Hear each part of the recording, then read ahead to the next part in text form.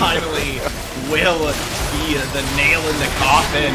On the other side, meanwhile, it is going to be Perky the Parrot picking up the shutdown onto Allen, and all the love just barely getting away. So overall, taking stock of, Cade picking up the 1k gold shutdown onto Slumber Pig, and then the shutdown going over to Perky as well. And looking at the gold lead here, Sultan, it definitely had expanded to over 5k just maybe a minute ago. Now is less than 3k, so this is anybody's game, as we just don't stop the action here as Gauchu bit off a little bit more than he could chew with Cade in the brush, but will just continue to heal. Did have to use the ghost for a little bit of a speed boost, or more of a threat of the speed boost, I would say, because he got it right at the end, but that's going to be a pretty short cooldown. We see, like, Slumber Pig just putting down a single barrel, just forced the side of Wicked Zingers to back off. Like, that's how strong that GP is right now. The game actually is getting into a better state for Wicked Zingers. This victory is just on a really good CS per minute right now. I think almost 9. Uh-oh. Oh my. Oh, they all missed. Right, here we go. This is what both these top laners want to do. It is going to be a 1v1, except King Mike is 2 levels down, but it is going to be a close one here until the ult is dropped. And by that I mean both Gangplank and Soraka, but the Soraka one making it not even close. And yeah, for sure, I mean, clearly doesn't prove anything. We'll need at least 5 more 1v1s in this game specifically to prove that, so yeah. I think if the Vish didn't come through, it would have been like just Slumber Pig would have just died. And definitely looked close there. You could see the proc of the Blade of the Rune King, and I mean, it is 2 items also coming through. Yeah, and like that is the problem. If Slumber Pig, like, he missed almost 3 to 4 barrels there, where he failed to finish his combo. If those mistakes happen, which is really mobile. If there's a minion wave, which like it's highly doable, like dodgeable for the Irelia for those barrels, and like Irelia can definitely outplay that. It's just slowly getting to that point where he might not be able to do that. Slumber is really close to his IE, has Collector, has Essence Reaver, and this GP is getting to that point where 1 barrel is just gonna one-shot Perky from full HP, and it's just really scary.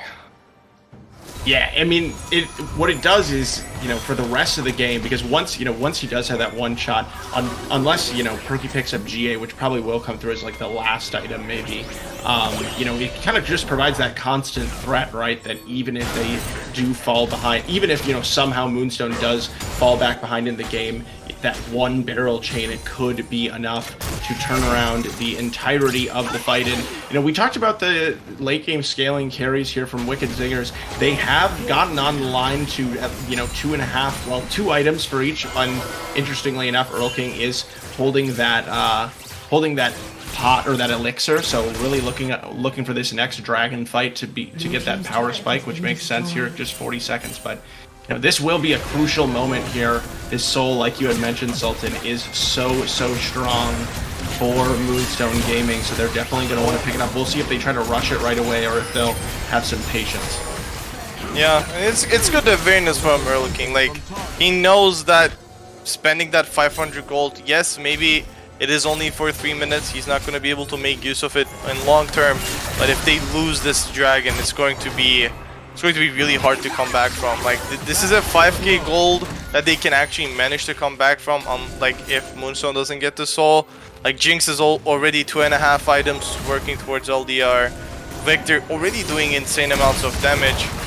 Ooh. Okay, but the traps are coming down here from Alanan, which is why you do not want to, kind of get into this zoning situation against the Zyra and Caitlyn. Do you want to walk through the traps, or do you want to walk through the roots?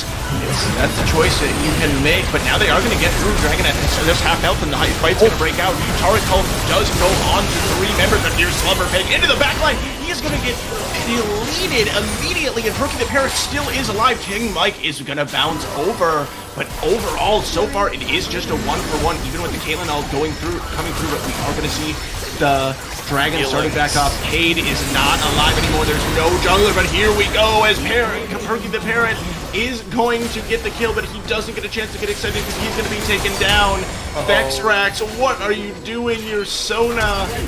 And Alanin going to ultimately flash forward for the kill here, trying to get the last one as well. Does he have the speed to do it? Earl King might make it look like double it, but no, he is not. He's going to pick up the kill, and they're going to pick up the soul, and it feels like Sultan, that could be, you know, that's not going to be immediately the game at this moment, but that could be what kind of cracks it open. Yeah, and like, how disgusting is Soraka Turk? Like, that fight, it looked even in the beginning. It was like, I think it was 1-for-1. Like Slumber Pig died, and then I think it was Cade who died from the side of Wicked Zingers. And then we just saw Taric healing, Soraka healings, and everyone was back to full HP. Even though they were tanking Hextech, like Hextech Dragon, it didn't really matter. That's just how this team comp works. Like, Soraka has the 10 stacked Magi's, has Moonstone, has Redemption. The healing is just top, like, off the roof right now. And you can't really afford to sustain teamfight them. Yes, you have a Sona, but that Sona doesn't even have the Mythic, only sitting on that Chemtech Putrefier. Will not help for the teamfights for now. Alright. A little bit of scrap in there, but nothing that's gonna be too committal. And you know, I'll admit right now I did, you know, kind of flame the team comp, but obviously working out, you know, especially in this meta that's a little bit these fights that play out just quite a bit slower, honestly, than pre-durability.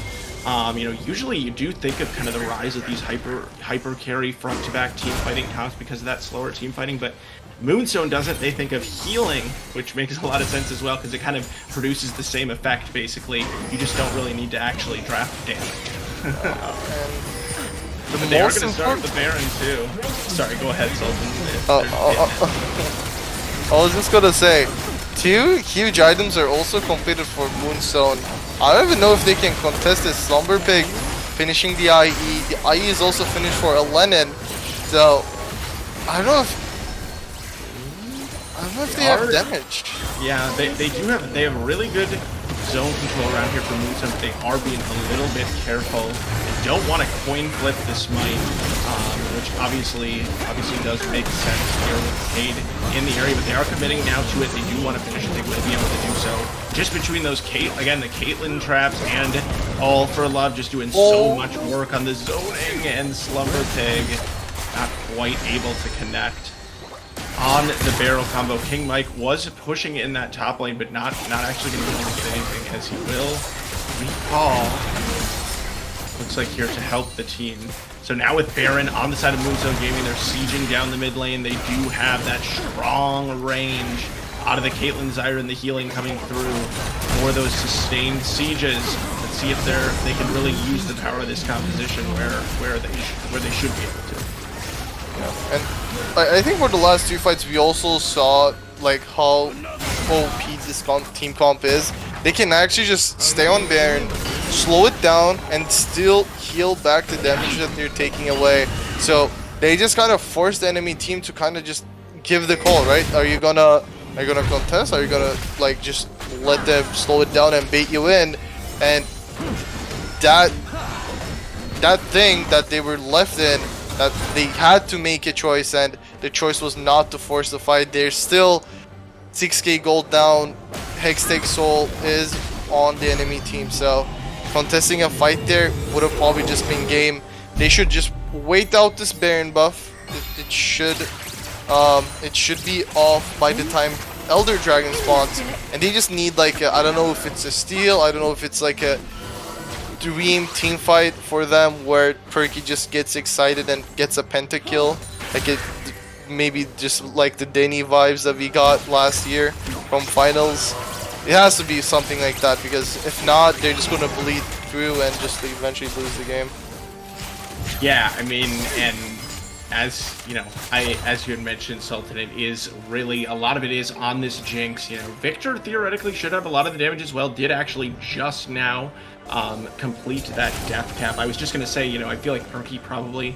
Ideally, you know, is at 3 items. Ideally, you know, well, ideally you want to have full build, obviously. But will continue to get stronger, I guess is my point. Is Earl King is so lucky there, and you know you can see there one Victor laser does do a whole lot of damage, and it is that AOE. So despite this healing, you know, if they can find the right fight, as Cade is going to go in, he's going to get killed off right away. But this is going to be the Tartel coming through with not too much value as Perky remains on the back line, but here's Slumber picking up the first kill of the fight onto Cade, and Earl King is going to be the next one to follow. Was that a one-shot Q from Slumber Pig on?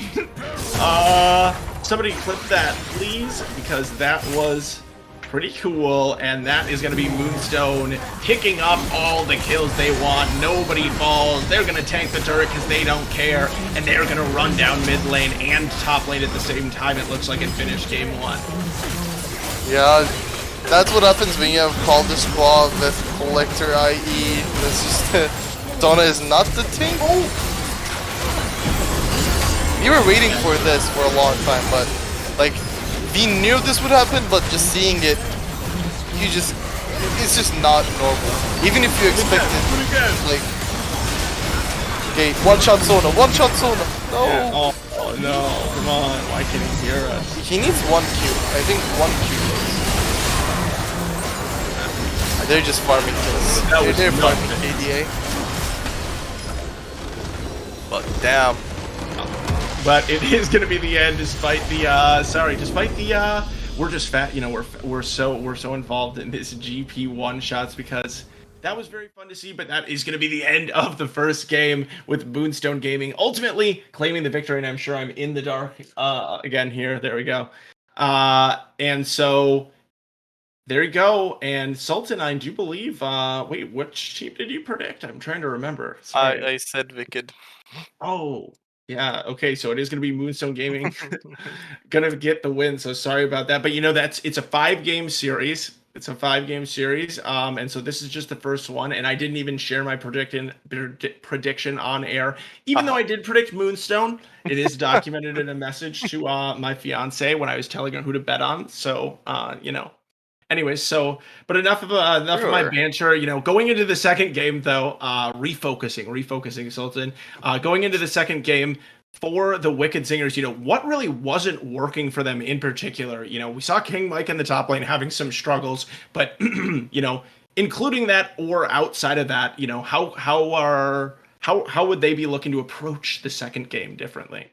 I think it's just the amount of like just pure mistakes, right? Like King Mike. He got caught a lot like I think he just got too greedy after the initial kill. Like just he was 1-0, and then like last time we looked it was like 1-4. So that's not how the matchup should go. You, like when you get the lead as Irelia, you should keep the wave close to yourself and then try to force the GP to make a mistake. And when you don't do that with Taric Soraka in the mid jungle, like that GP is like just godlike. It's just you just cannot do anything into him. They should just play the laning better. Like bot lane, I think was fine. Cade got some good ganks in. Earl King, he was doing fine. He was actually like farming really efficiently as well. Just not making those mistakes, because Irelia was that lane. If he wins the lane, then the Moonstone side is forced to help Slumber in the side lane. Instead of that, the side of Wicked Zingers was the ones who were forced to help King Mike in the side lane. And on the other side, when you have Caitlyn Zyra, you cannot afford to do that. Then you just lose a lot of turrets, which we saw that happened. They took almost all objectives with no contest whatsoever. I think they just need to be a little bit more careful, especially when this Irelia is playing into the Gangplank, which Gangplank is the win con for this Moonstone squad. You know, I got just word of advice to anyone out there. It could be to, you know, Wicked Zingers, it could be to anyone, you know, but you know, you could just play Ornn.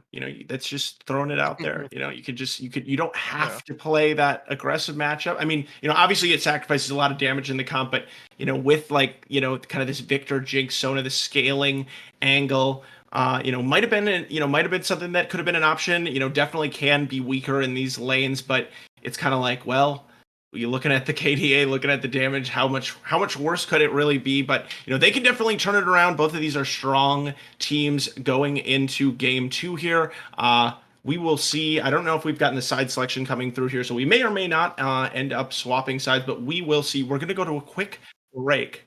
We are going to be swapping sides. I'm hearing from my producer. We're not. Okay, correction. We are not switching sides. So that means it will be KFC Wicked Zingers heading right back on over to that blue side, and we will see you back in the draft when we return. I am Elsa the Queen. I am joined by Sultan, and I cannot forget, like I did earlier, my wonderful, wonderful producer, Daddy Zillion, who is here with us tonight as well. Thank you very much to him. And we will be back in just a moment. Stay with us.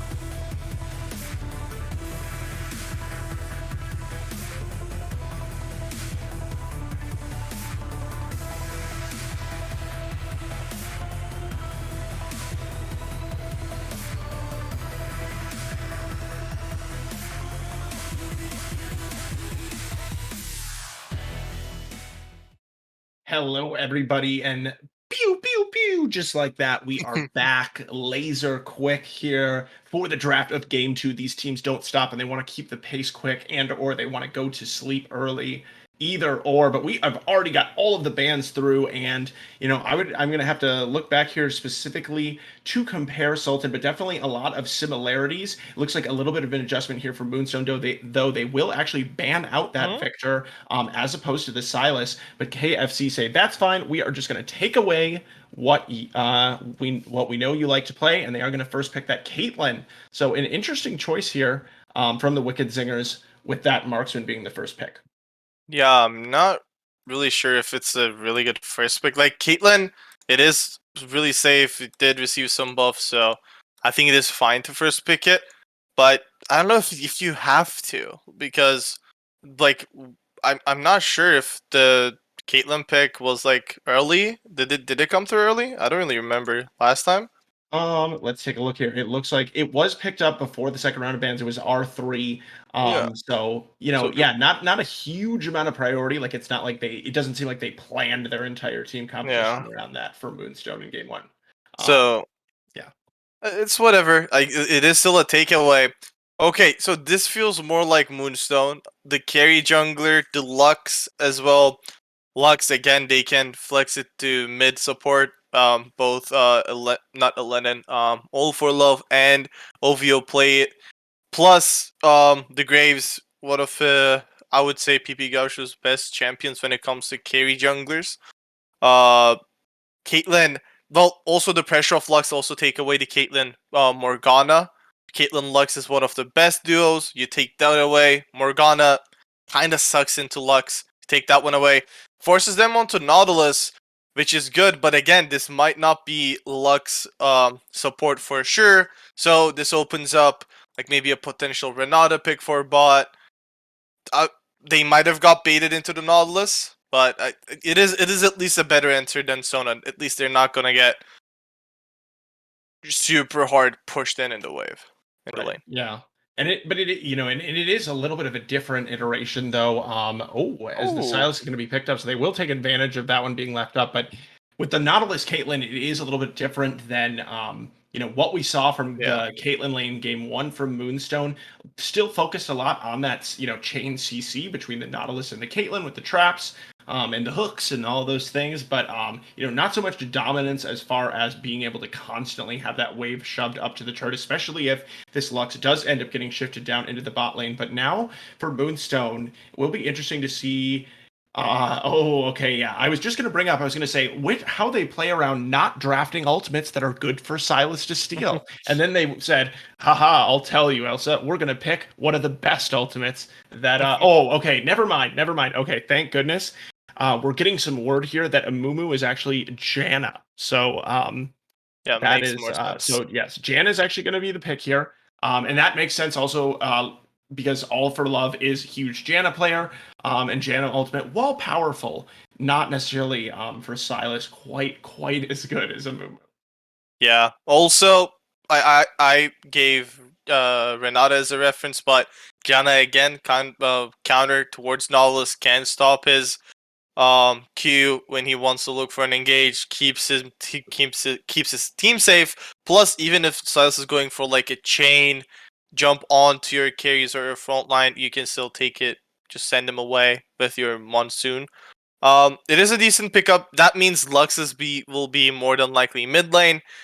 I'm not sure how Silas into Lux really goes. If we see some Nautilus roams, that might be a problematic for Lux. And I think that was the biggest problem last series, where we saw when doesn't have her flash, OVO was getting caught a decent amount from Trundle ganks. It was last series. It might be Nautilus. We don't see the jungler yet, but it is something to keep an eye out. The Janna with Graves is strong. Janna shield does give a D, so we'll see. We'll see. They're kind of looking like they're gonna play through jungle this time instead of top like they did last game. Yeah, and it'll be. I would love to see the Wicked Zingers here enable Cade with something that maybe has a little bit of damage in the jungle as well, just to be able to compete with that Graves, and also, as you talked about, maybe a little bit of vulnerability for this Lux in the mid lane. Silas definitely bringing a lot of, some nice gank assist for sure with the chain CC coming through. So we'll see if they decide to what they decide to put into the jungle. But Moonstone, they're just going to be a good old fashioned swap of AD carries here, as Jinx will be taken up by Moonstone, and now it's up to KFC to presumably pick a top laner and jungler. I'll try to predict. Maybe they go for Viego. I know Okay. Cade loves playing Viego. I've seen. Yep, that's who I saw. Yep. Yeah, so maybe a Viego pick might come through. There isn't a lot of pressure on. Oh, okay. Okay. I mean, it still will be another carry style option, but Maybe instead it's it is Nocturne going to top, be the Nocturne. Oh, that's true. Good point. Good point. Could be the Nocturne top. It would be a blind Nocturne top. We could see some like a like a two flex flex. picks coming through. Even if they know, like where they're going to put them. Yeah, It is sometimes nice just to play some mind games with Slumber yeah. Pig, who did pop off in game one. Won't be able to have. Okay, but Ooh. yeah, I mean, it is going to be the Vladimir locked in, so not a flex pick. I don't think we're going to be seeing the Vladimir jungle, Well, but it will be a blind Vladimir top lane, and I do not know the last time it, I've seen Vladimir. Period. maybe it Have you never mind. never Yeah, watched Okami wasn't Okami? playing it. We have Yeah, Okami. Like, yeah. Sorry, if Okami wasn't playing it, I was yeah, more thinking about like my solo queue games in professional play. yeah. But and CCS is basically It's professional been play. a hot minute since we saw Vlad. Maybe I don't know. As a distant memory, I remember Broken Blade Okay, playing it, but Maokai comes through.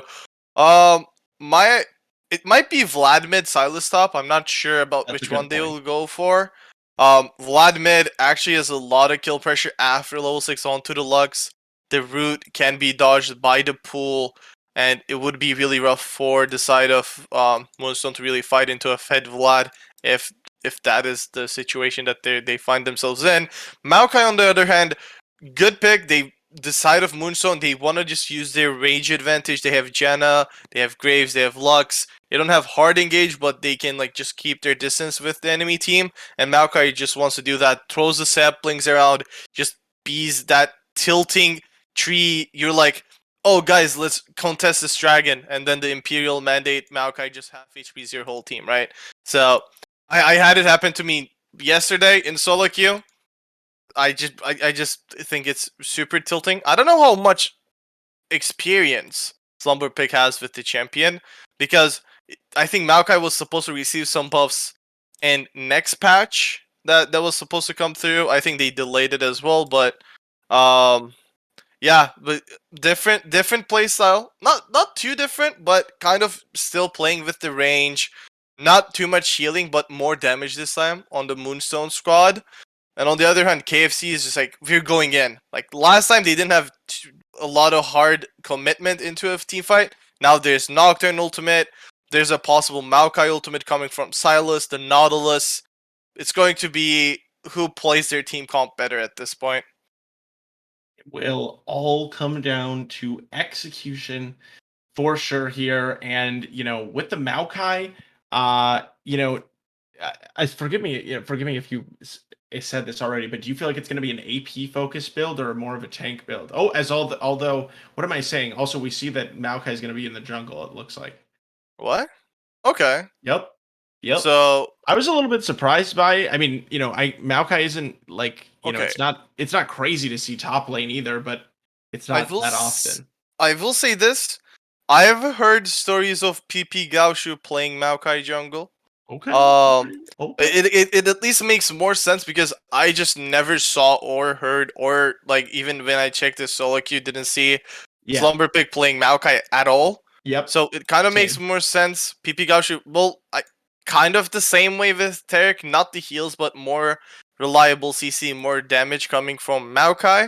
Um, it will make, as I said, even if it's AP or tank, those saplings hurt a lot when you're trying to face check into this team comp. So I think it will be really rough laning phase. Again, also Graves does what way better than Maokai does into a Silas Oh, top. yes. He has that kill pressure onto the Silas. If Silas overextends, he will be paying the with his life. It will come down to how Cade plays with this Noct and how he utilizes this. If he can get some of these lanes behind, if he can get leads to this Caitlyn and Vlad, I think they're just set. I don't think Silas getting a lead onto Graves matters too much, because eventually Silas and Graves, they all want to like hit the 3 item power spikes where they can pop off in team fights. On the other hand, Vlad, if he's ahead, 1 item, 2 item, doesn't matter. He will be a menace in these team fights. Caitlyn also, we saw it last game. He wants to take those early turret platings. She wants to create some pressure and get the objectives early on. So if Kate can play around those, I think it's much easier to execute Vinger's comp. But again, we saw how well Moonstone played their team comp. That was really hard to play around. So can't really say too much. I think this game is really like almost 55 to 45. I would favor Moonstone because I think they're just better players for now. They definitely showed that in the first game. Just I mean, it's not that the Wicked Zingers played terribly or anything as a whole, but it did seem to be those kind of small margins here and there, those deaths in the top lane, and those sort of things that did end up making the difference as a whole. But this time we are actually going to take a spectator delay. And when we come back, we will be here again for game 2 of the KFC Wicked Zingers versus Moonstone Gaming. And, we didn't really set the stage for the stakes of this series, but the loser tonight will go home. So you don't want to miss it. It's not the elimination game yet. It's a best of 5, but it could be the elimination point game. So we will be back in just a moment now that I've wasted more spectator delay time.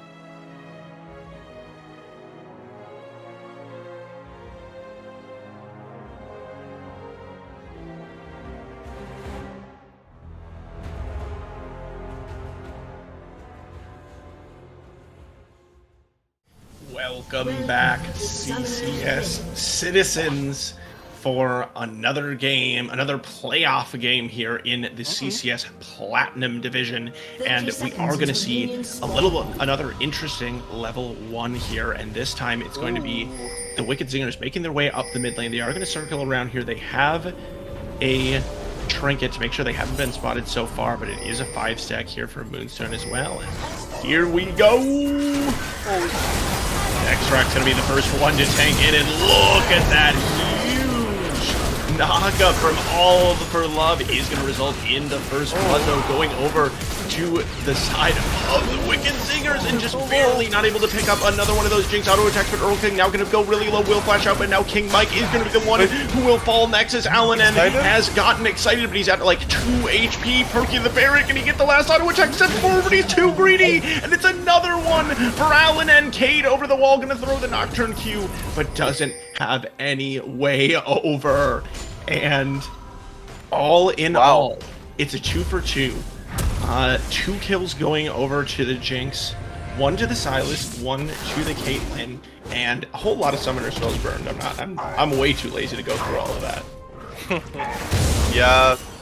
Well, basically for the bot lane, other than flashes, everything is burned. X-Rax also has this X flash, so let's not count him out of that. I think the biggest problem for the side of Wicked is that the Jinx started with a huge lead. Like, the 2 kills already picked up the call. It's just, it's not what you want to see. It could have been even worse. I felt like if Elenin had a little bit more HP, that looked like an early pentakill almost. But you know, it's just a really interesting game, level 1 start after what we saw last game, which was like really chill. Nothing really happened. Yeah, and I mean, it did seem like maybe Moonstone possibly, you know, reacting. I don't know if they were aware of the level 1 from last game. Their coach or, you know, anyone telling them, but you know, 5 stacking does totally make sense. We just want to make sure that no one individual member gets bursted. But you know, I will say the Wicked Singers did a nice job of picking up that first kill onto, I believe, Slumber Pig right away, right off the bat. So. I mean, it does mean that it's even, but like you said, a little bit more concentration of the gold for the side of Moonstone Gaming. That cull, just a nice bonus here for Alan N, who did have a, you know, very good performance there on the Caitlyn in the game 1. So kind of the everything you can do, I can do better mentality. And look at that, Perky the Parrot exemplifying it again by picking up his own cull, as Vexrax is gonna fail to get the gank off here on Ovo. Yeah. Also, I think the biggest reason why that even, like, the first one even went to Wicked Zingers was Gaoshu was not running flash. So, like, that's can't really flash away. Yeah, you're right. Yeah, and he was right in the front as well. Didn't have, you know, had to start the E. I would assume. I can't even remember, but as the he started with the top lane. Can't start the W. Doesn't really work out. Level 1 as jungle Maokai. But as we also just check in sort of on these lane states in the mid and top lane, going to be looking pretty even overall here. A little bit of wave crashing into the graves, but not too much, as Noachak is chilling on a ward. Yeah, and Gaoshu is actually out farming Cade by 2 camps right now. It's really interesting to see. Like, I've personally never played against or played Maokai jungle. So it's like my first time actually watching it here. I don't really know what to expect, but with the Predator, I would assume it to be like just gank, farm, just constantly looking for those gank opportunities, especially towards this bot side where Caitlyn and Nolus will be looking to push in, and it's much easier to really punish them instead of like this lane that we saw from Moonstone last game with the Zyra. I've definitely seen some Maokai jungle in the past. Certainly coming through. Oh, and they are going to go for the engage here, but pretty poor timing as he is making his way around, and all for love is going to be able to stay alive. But Cade here to back him up as well. So they will be able to continue to shove, and despite, you know, I was saying in the champion select that they wouldn't have as much pushing power with this Nautilus, but they still are making it work. The Caitlyn, you know, just exercising that range advantage against this Janna, who doesn't necessarily have a ton of offensive potential. Which also translates into a huge CS lead. Although Lennon started with 2 kills, Perky is actually up in gold. Just 17 CS difference in an even wave state is just absolutely massive. Good thing about Lennon, he didn't really miss the XP, but like farming under turret, especially while getting harassed by Nala's Caitlyn, is hard. That's going to be a max range Q coming through from Vexrax as the exhaust will be dropped down. Alanon will be able to survive the fight, getting really low, but now here's Alanon stepping a little bit too far forward. Will have to flash out, both summoner spells being invested, and the heal is used by Perky for a little bit of the speed boost there, but it will be once again like this Jinx pushed out a lane, presumably PP trying to come through because they really want to pick up this wave, and it looks like they will give it over. But you know, you mentioned Alanon able to pick up a lot of XP, but having invested into this cull specifically, Sultan, it is really important to get those last hits. And you can see there, you know, despite the fact that Alanon came level 1 with the cull, losing in the stacks here, at least for the moment. Yeah, and I think you asked about if this Maokai was going to be AP. Looks like it. Or at least even if it's going to be tank, I would assume he would go for like a demonic embrace rush for the first item. It does bring a lot of HP, a lot of damage, and he can like just continue his build with a tank item or the Imperial Mandate if you want to. It's going to be really tilting. Now that we know it's AP Maokai, we know it's like you're just in for a read here. Well, and before that engagement in the bot lane, I was thinking about how when I've seen AP, or well, Maokai jungle in general in the past, it's often very centered around the E, but I do see that PP Gaoshu is actually maxing the Q here. In the past, there were iterations of Maokai that have passed nerf. Oh, we're going to see an all in here in the top lane. King Mike getting very low. Looks like it's not going to result in anything, but long story short, the E used to be a lot more powerful, but then Riot realized that that wasn't quite, you know, shouldn't be quite so strong, but not going to be what is happening here. But speaking of that, PP Gaoshu is here in the bot lane. I don't believe he's been spotted, but both junglers are here, and Nocturne still at level 5. 8 minutes in. What's that time? Oh, I don't even know. What's the timing like? I feel like he should be level 6. He should be level 6. It's just overall he had to show himself in bot lane to make sure, like at least the last time we saw it, he had to show himself in bot so that his team wouldn't really lose a lot. He is going to eventually hit 6. I think what matters for Wicked Zingers is what they do after the Nocturne ultimate is available to them. We see Earl King just farming evenly against OVO, 3 CS difference for now, but after both of them picks up these waves, it should be around 2 CS difference, which is no big deal. The top lane though, Graves kind of using the rage advantage already, going up 20 CS. And we see this Caitlyn just smashing the bot lane right now.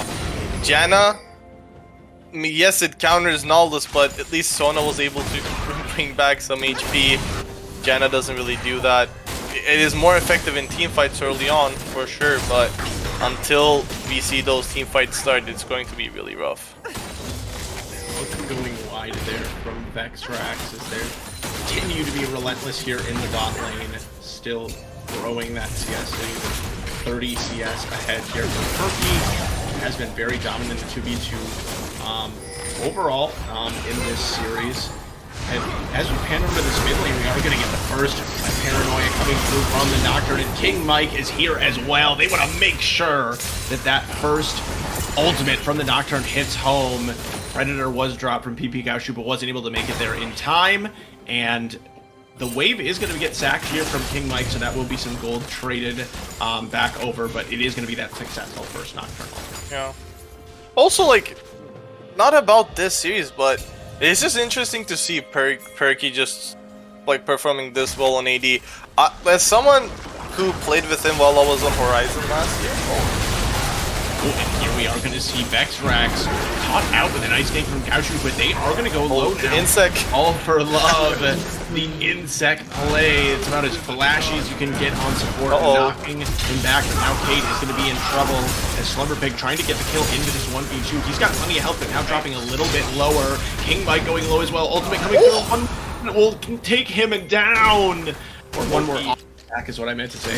And that is going to be Slumberpig in the 1v2, and he has been a menace this series, very difficult to deal with.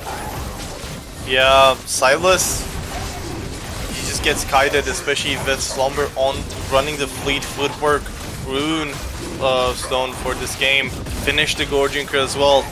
He is winning the like overextended, like just the sustained team fights because of the Omni Vamp plus the Gorginker's healing. Top is like and then yeah. What I was saying, I guess I can talk about it during the pause. Perky, he actually was in our league last year as well. I think he was the jungler for Horizon after he was not. I don't think he was ever a jungle main. No, he wasn't a jungle main, but he was playing jungle for Horizon.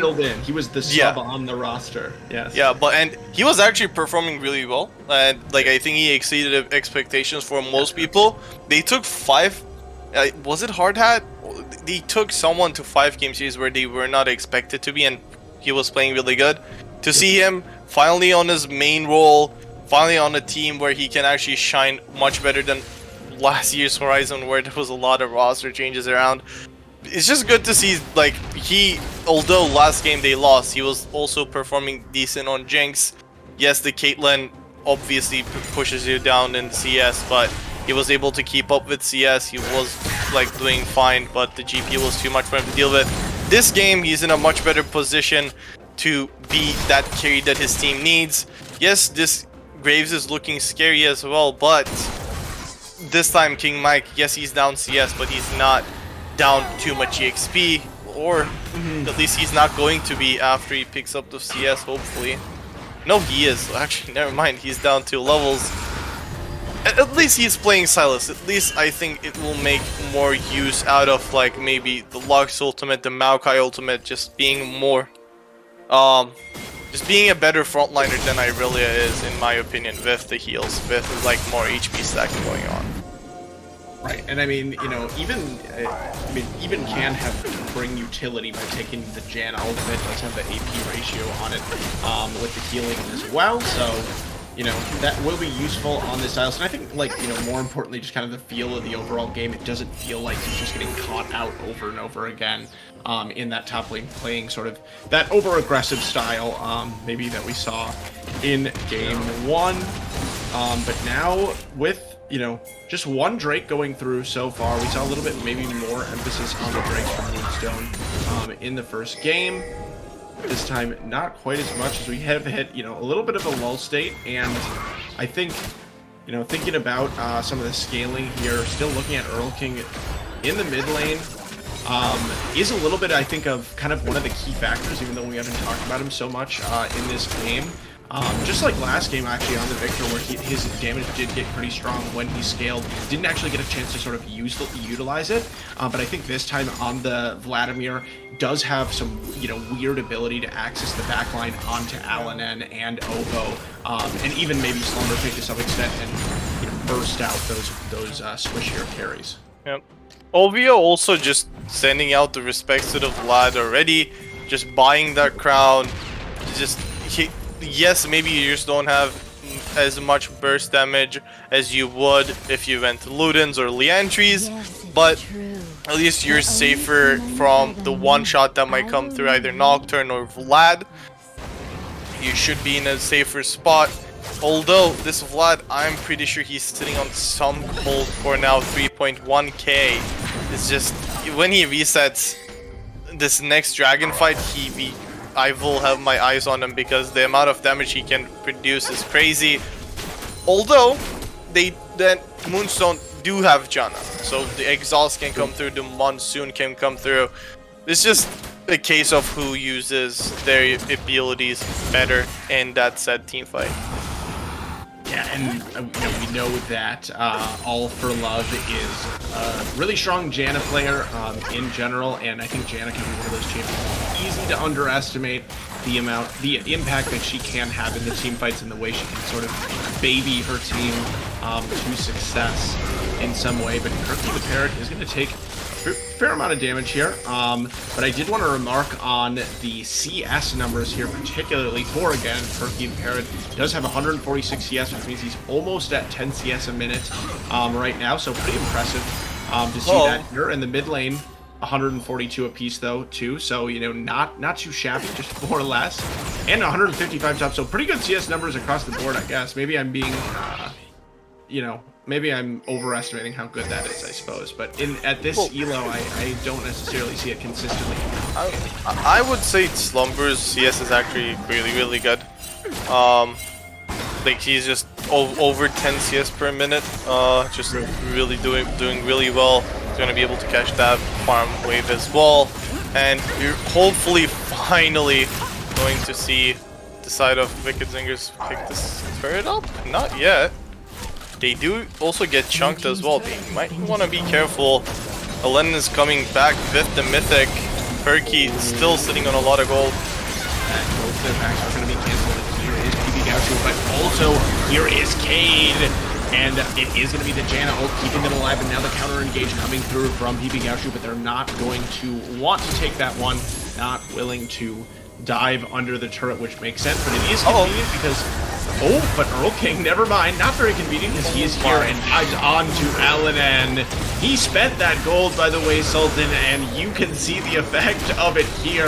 Gonna pick up the one kill, but now is in a little bit of trouble. Cade here as well, gonna get rooted up, gonna get taken down. Earl King, he's gonna get CC'd as well, does have his but will he be able to survive? Flashing forward, he is going to at least make his death worth a while as he picks up the kill onto the Janna.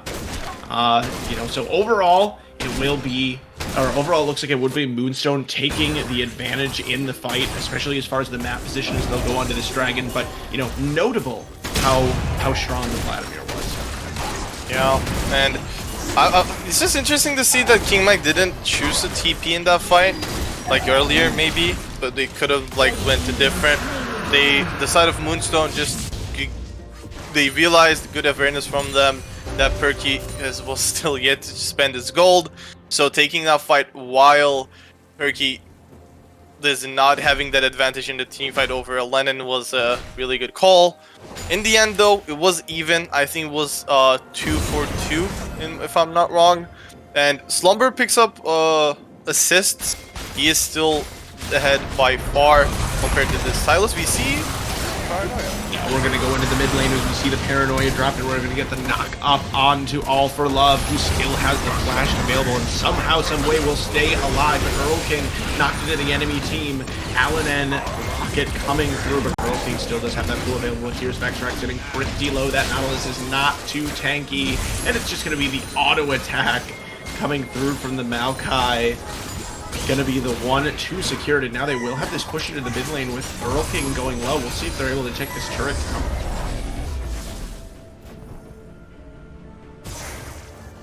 Red team's turret has been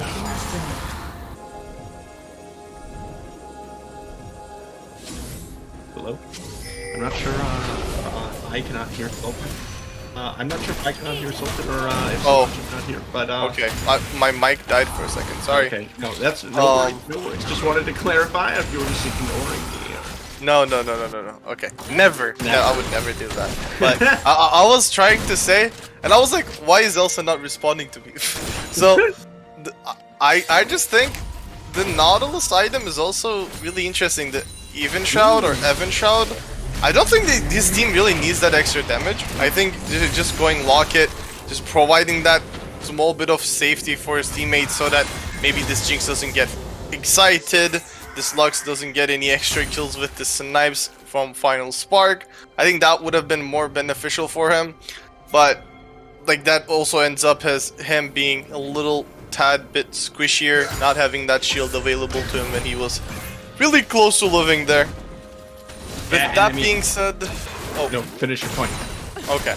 I was just gonna say, with that being said, a lot of item spikes coming in for the blue side. Gale Force, almost a collector. The Night Harvester coming through as well. Zonia's on its way for King Mike. So, next Dragon, I'm expecting Wicked Zingers to do much better than what they did last time. Yeah, that next dragon, you know, is going to be a point of contention here because if you're the Wicked Zingers, you know, it's not going to be that Hextech Soul again. But even with that being said, you do not want to give that soul away. You don't want to give that soul away again. Just give such a huge win condition to the team. We are going to see the Nocturne drop here this time onto the top lane. Will Slumber Pig be able to make his way out of this one?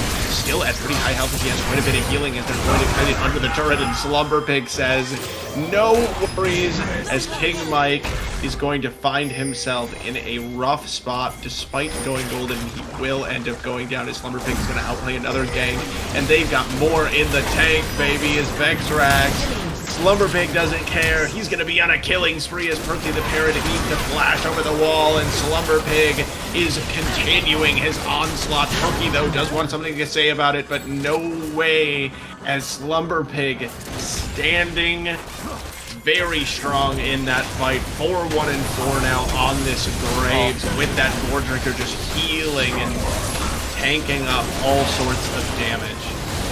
Yeah, as someone who is a Graves abuser in solo queue, this is what I think is just really hard to play against Bruiser Graves, because most of these players are just more used to the lethality Graves where like he one-shots you but super squishy.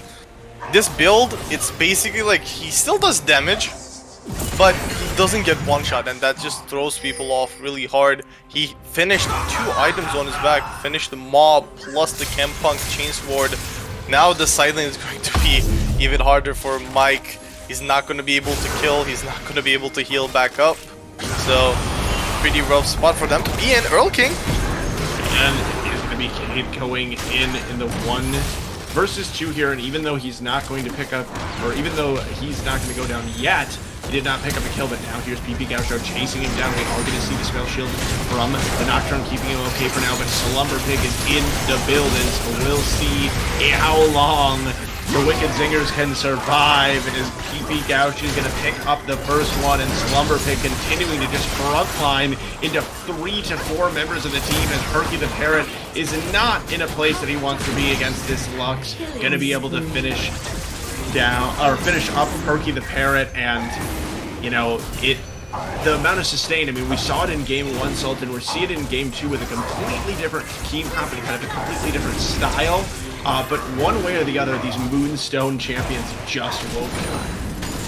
They won't die, and Slumber Pig, different style of champion, just the bilge water gap, I guess. It's just at this point, just think the Graves is just such a coin flippy champion, but he piloted it really well. Just he made sure he wasn't going down in CS. He made sure to harass King Mike in every chance that he had, and he just created opportunities for himself. That's what we talk about. Like, yes, the CS lead, maybe King Mike didn't die as much, but this time, just the CS difference, the overall the EXP difference that Slumber Pig was able to get, just crushes King Mike's effectiveness in these team fights. Now we're at a point where Slumber Pig is 3.5 items in, ahead of everyone in this game, even his own teammates. And the second most fed member is again OVO with that Magi's, with that crown, with moving towards that Shadow Flame, looking really scary. And it just seems a little bit wrong that the Wicked Zingers haven't been able to, you know, pick up more kills just because of the amount of damage that they do have with this team composition. You know, they've indexed heavily into damage in every single lane. But as PP Gaucho or both junglers are going to run into each other a little bit, it just seems like they lack the ability to actually focus that damage into one target. As Slumber Pig, is there a turret there or something? He didn't notice. Just pops the ghost and you know, runs King Mike under this turret. And I mean, I don't mean to pick on. I don't want to pick on anybody, but I'm just going to repeat it again. Ornn exists. It's the champion, you know? Like, I mean, maybe Ornn would be getting run under the turret too, but then you would have the ultimate at least in the team fight. So, you know, King Mike, he hasn't really shown that. He did have that first really nice roam into the mid lane when they picked up that first kill with the Nocturne ultimate, but since then, hasn't really been able to effectively group with this Silas. Yeah, and when we look at both of these team comps, yes, Wicked Zingers have the damage, but this Vlad is nowhere close to where he wants to be in the game. He wants to be ahead of the curve. He's not. He's actually behind, I would say. And when you're behind the curve as the Vladimir, you don't really get to do much, especially into a team comp where there's a lot of disengage. The Janna, the Lux, even the Chompers from Jinx at least give some sort of peel back for a Lennon. And when we think about the Maokai as well, it just gets that much harder. He's gonna Hex Flash over and he's gonna get the ultimate onto Alanin, but it is actually going to be the Nocturne ulting further onto the backline. The Janna ultimate comes through, but it is still gonna be Alanin falling early on in the fight. But now what is gonna happen as we see the Lux ultimate coming in? But what is gonna happen? I don't know why I need to ask that question, because that Slumber Pig is going to show up. And he is going to go low, but don't worry, it just means that his Maw gets popped, which means he's even more annoying and healing even more than ever before, as Earl King does want to have something to say about it, but is going to get taken down with that healing reduction coming from the Chempunk Chain Sword. King Mike, he is the last one to kind of be involved in the fight here. He is back in the base, just trying to get away, slash, you know, maybe getting pull the minions back, which does prevent a little bit of the follow-up push here. But just like that, it will be another fight won from Moonstone Gaming, and it feels a little, you know, kind of, it happened, I feel like, maybe more slowly and steadily in this game, Sultan, but it feels like it's once again out of hand. Yeah, it is, and like, again, we see Moonstone being on Soul Point ahead, have a team comp where Wicked Zingers can't really face check. Like, they don't want to face check into this Lux, who just finished the Rapidon's death cap, 24 stacks on Magi's. No one is tanky enough right now to deal with the damage OVO brings. And like, I'm not even talking about Slumber Pig at this point, like 8, 1, and 7, back-to-back insane carry performances on this top lane carry champions, and Cade is in a... Oh. Yeah, he is just Free Dragon caught out. The Zap will be picking up the last hit. There is Alanin. He doesn't care. He's got the Janna shield on his back and just play as far up as his heart desires. Go ahead, Vextrax, hook on in. We don't mind it. We still got that Janna ult in the back pocket, and now with this dragon spawning in just 15 seconds, that is going to be the Ocean Soul and healing.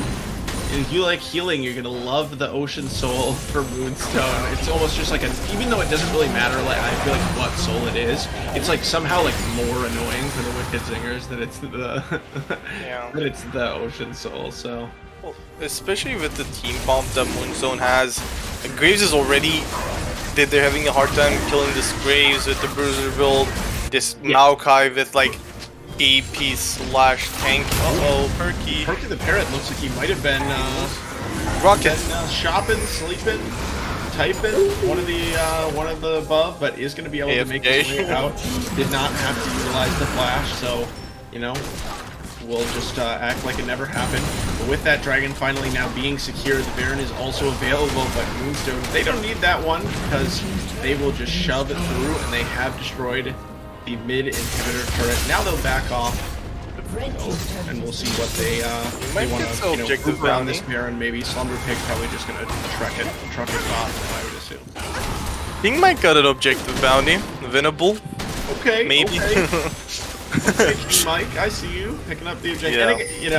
Yeah. Picking up the objective bounty, and we are gonna see the Graves probably just picking up some more standing gold. So, you know, this is.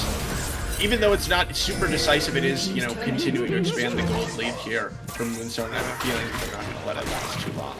Like, for Wicked Zingers to come back into this game, it is like a team fight where Earl King shuts down Slumber Pig, shuts down OVO, gets 2,000 gold shutdowns, and then like gets close to full build. And then maybe they have a chance, because he is the only person that has the damage right now that would be maybe enough to kill OVO, Lennon, and Gaoshu.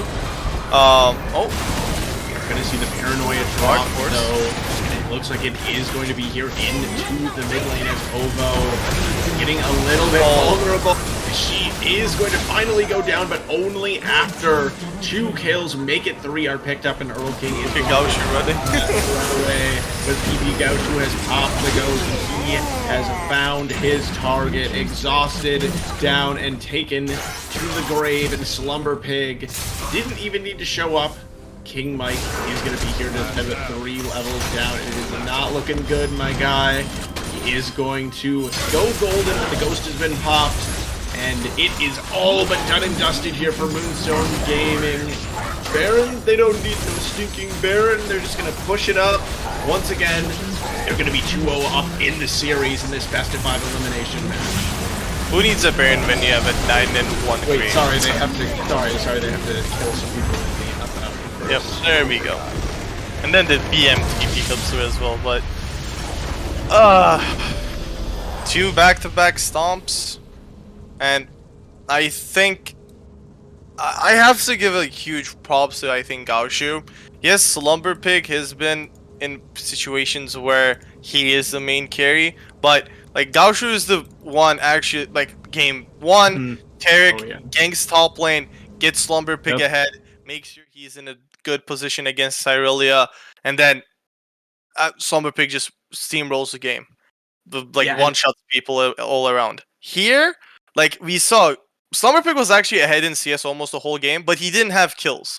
And how did he get those kills? In team fights where Gaushu was able to lock people down, just make sure that his teammates didn't die, and then Slumber Pig came in and cleaned the team fights.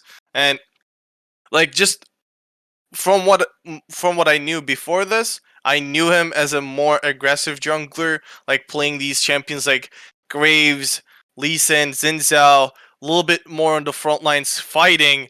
Instead, he's taking this like, I know how to get my team ahead, and then I believe in them that they will be able to carry this game with my help, and he's just executing that playstyle to perfection, while OVO in the mid lane is also being helpful with picks like Lux, picks like Soraka, where she doesn't need to win the lane, but just super effective in these team fights again. Yeah, and like you said, he doesn't need to actually pick up the last hits. Gaushu's just, setting him up, and his teammates are just knocking him down one by one. And the positioning around the map just kind of having the sense of where to be as a jungler, like you had referenced, Sultan, in the first game, spending so much time in that top lane to ensure that King Mike fell behind on the Aurelia even after the first blood came through. But then in the second game, being able to switch it up, recognize, hey, my Graves should be able to farm fairly safely there in the top lane, and instead just sort of holding Alan in, and I want to say no attacks hand through the lane phase, but it was mostly just the Janna having, or rather the Jinx having Janna with one hand, Maokai in the other, and they just, walked her through that because Perky did have that early lead. But, with that being said, it is a 2-0, so that means we are on match point. This could be the last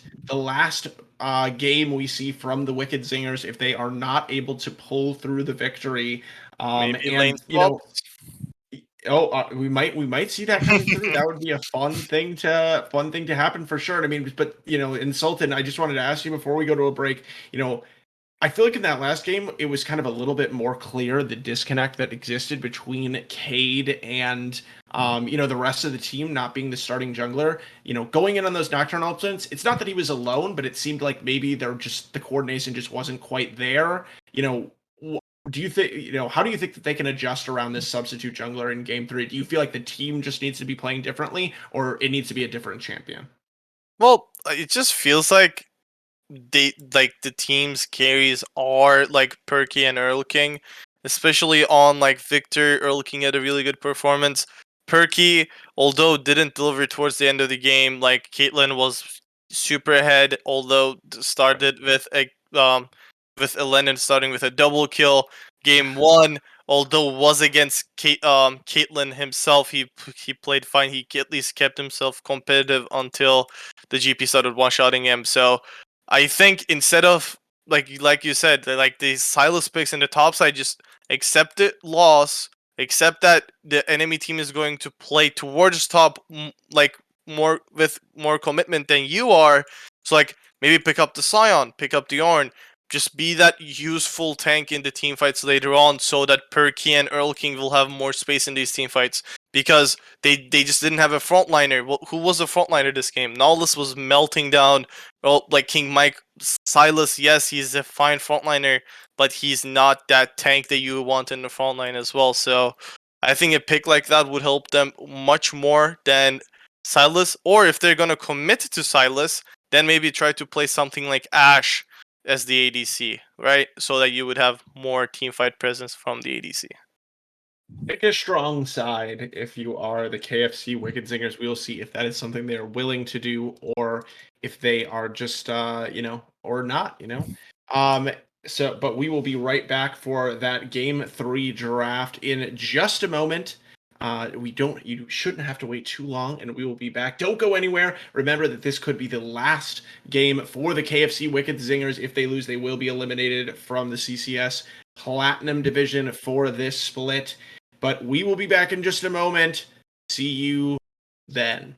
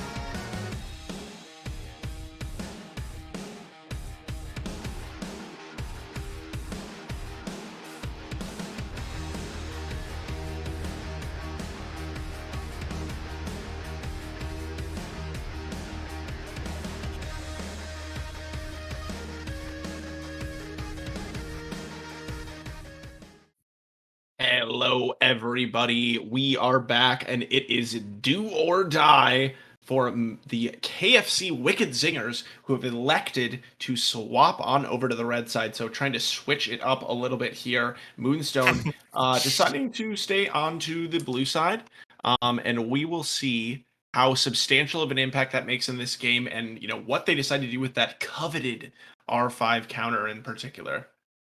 Yeah.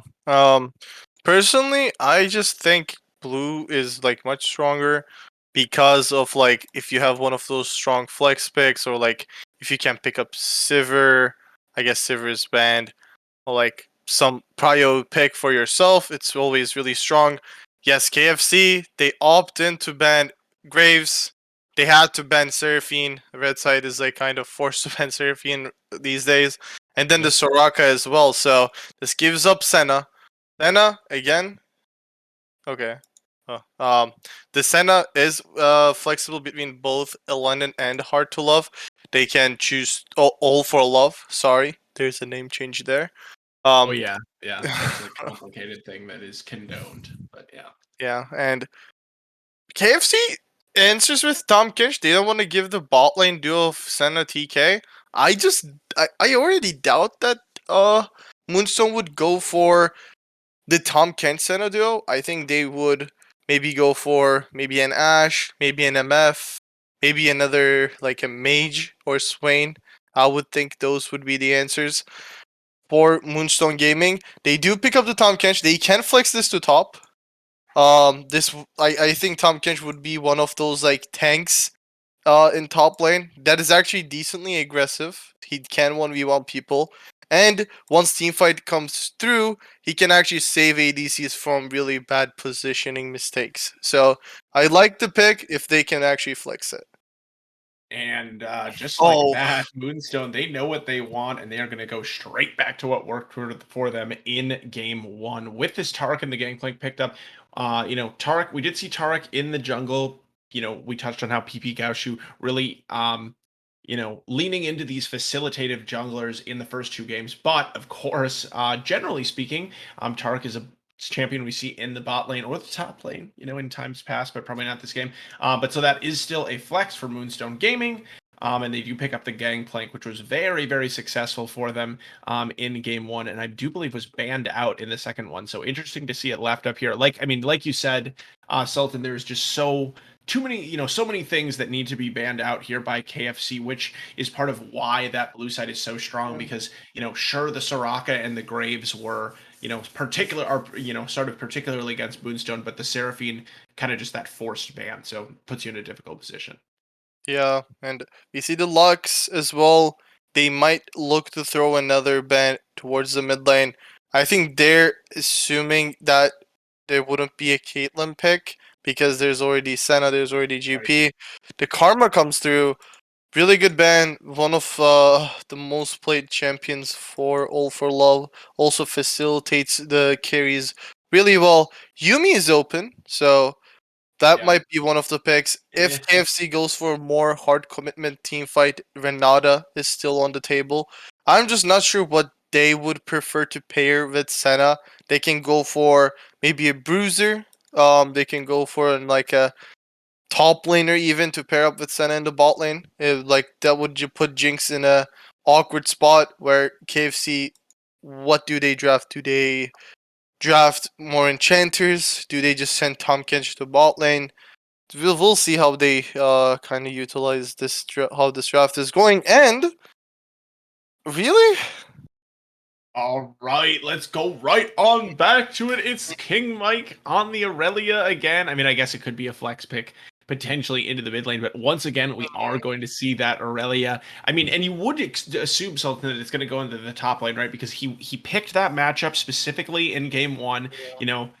Believing in believing in the Aurelia in that 1v1. But the problem for me is just that, as we saw in that game one, unfortunately the game is just not a 1v1 game. But we'll see if King Mike can kind of isolate that matchup a little bit more here in game two if it's not flexed, could be some mind games still coming through there. But Moonstone Gaming, they will pick up the Ari, which is a fairly, kind of safe champion right now, especially once she picks up level 6 with that ultimate. We'll see what they rounded out here. This should give us some confirmation of whether or not that Tark's going to go into the jungle, unless we get something flexible, which, it is Moonstone Gaming, so you never know. Yeah, and I think it can work. I still think that yeah, it is the There you Swain. go. Yeah, well, I mean, it is flexible, but not to the jungle, I guess. Yeah. We'll see. It's like Gangplank top, Taric jungle. Ari mid this time instead of the Soraka. A little bit more aggressiveness in there. And the Swain Senna as well. I really like the Swain pick, especially in a KFC squad with this draft. I really wants to kind of jump in. Wukong, same. Like, they just want to at least stay in the team fight. Swain does really well with that. Azir being picked up. So, Hmm. if this was a pro game, I would say KFC would have a decent chance at this game because their champions scale well. If they utilize the champions better, they're better in the meta, other than probably Swain versus TK. But like just how they've been playing, like Azir is not that easy to like pilot. It's not the easiest champion. Like just protecting the distance between you and the enemy team, just using the shuffles when you have to, maybe going for the Shrima shuffle for an aggressive play.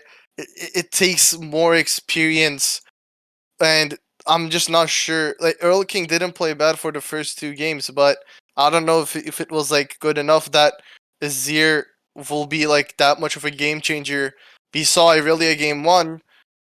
King Mike made a few mistakes. Yes, he was in a favorable situation maybe for the first 5 minutes, but then after that, mistake after mistake, he kind of dug his own grave there. So we'll see. Maybe with less mistakes made, this Irelia will be better in in the top lane this time. And they have the Wukong. They can go for more aggressive plays when he hits level 6. I just gotta, I just gotta say, I guess like Moonstone is still favored because of like the laning potential of their bot lane is super strong. The Senna Swain is a menace in the bot lane. And for the speaking of this bot lane with the Tom Kench being the selection here, kind of signals that KFC likely will opt into being okay with being a little bit more pushed in, possibly, and maybe maybe possibly. I don't want to say it, but have a weak side bot lane, allowing a little bit more focus towards King Mike in this top lane. We'll have to see. But I did want to say with this Azir pick, R5 Azir being the selection here, it is it does give that scaling similar to what Earl King did have in the first game with the Victor, but a little bit more agency with the Azir. You said it, Sultan. It's really really hard to kind of pull off these multi-member Sharima shuffles combos with the ultimate, but if Earl King can, make one of these plays in one of these late game team fights, knocking the enemy team back into either a turret or his own team, we don't see a massive amount of tankiness necessarily on Moonstone, at least on the carries between, Senna and Gangplank, Ari as well, get blown up pretty fast, possibly by this Azir, either through combo or just, kind of doing Azir things later in the game, and also just not nearly as much healing, right? I mean, that was a key part of the Moonstone comp in game 1 was the healing from the Taric, but also the Soraka, and I think we'll definitely see a little bit of that difference in game 2, even if the Senna will shore it up a little bit. Yeah. That's basically it. There's just not Said it much else. all. Yeah, There's nothing left to say. we said it all. We watched these 2 teams play. Do or die for KFC. They have the champions. They have the redemption arc for the Irelia as well. So we'll That's see how true. that one goes. But Yeah. other than that, it's all on the players now. King Mike looking for his revenge against Slumber Picket has not gone so well in this series so far, but he has the salty run back, even if it's, a one game afterwards.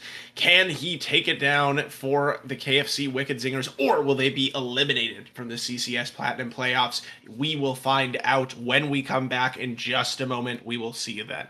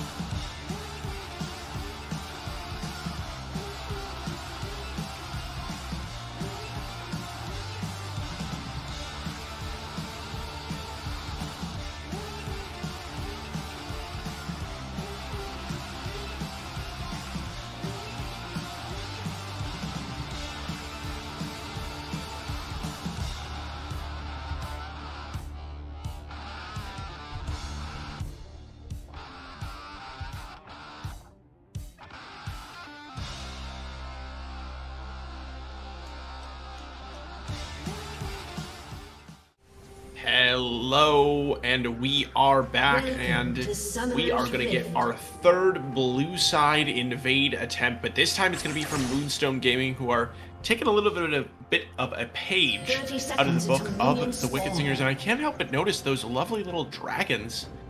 I don't know that those must be holiday related, but now they're going to continue the invade, I guess. They are going to be spotted out, though. PP Gaoshu is going to be seen here by the Tom Kents here from Vextrax, and so that will signal to the Wicked Zingers that they should exercise some caution here, and they will back off. So, no action. We don't get any nothing like the last game. It is, I think, because of the skin, but it looks so cool. I never realized that. Doi.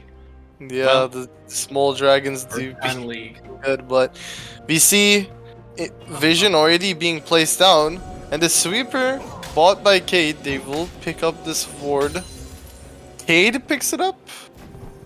We normally see people giving it to their laners, but Cade wants that small lead, which is fine.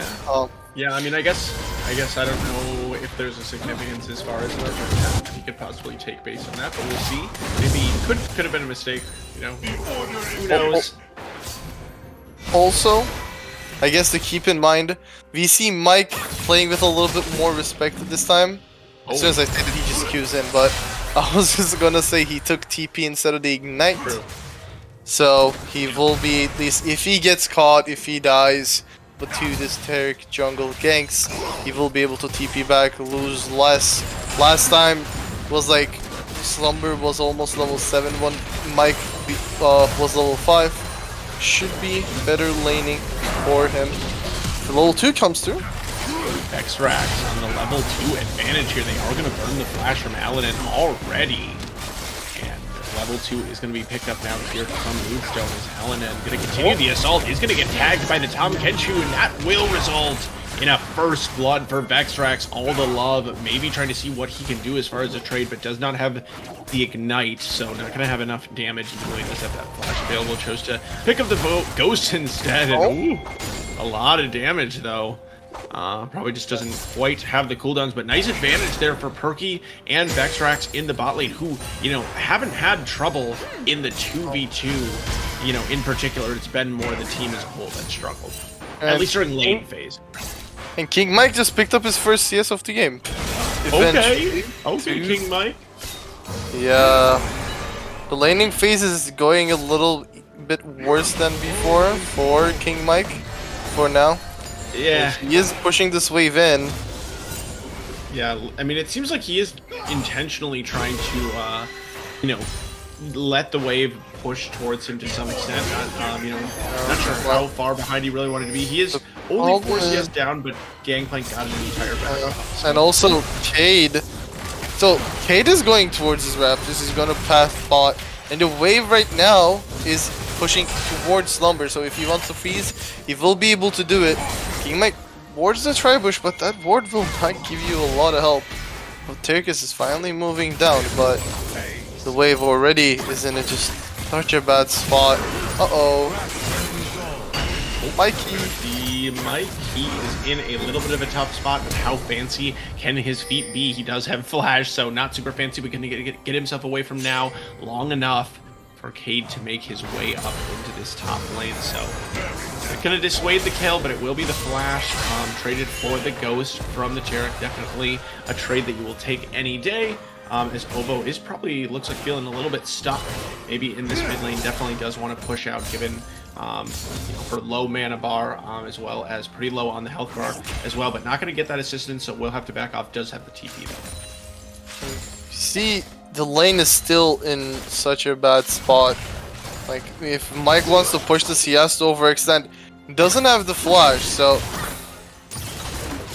even though he has vision in both River and Tribush, like, if he doesn't respect, like, this Taric ganks, if he's in the river and you're that far off and he takes a third shot as well, he will die.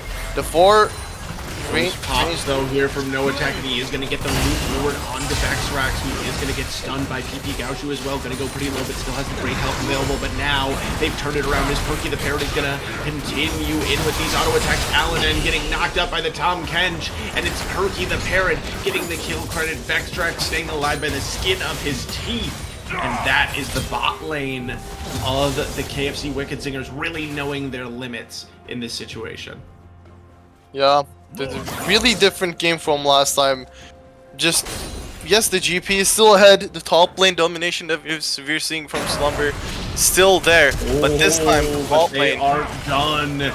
As the Flash is going to be traded. Not sure how worth that necessarily is. Obviously, Swain not having the Flash will mean that he could be more easily punished by this Tom Kench in the future. But Perky also flashing forward to try to make those chompers land in position or zone enough time. But now in the top lane, more action coming through as we've got the level 6 advantage for Slumber Pig, who is going to have to flash out King Mike.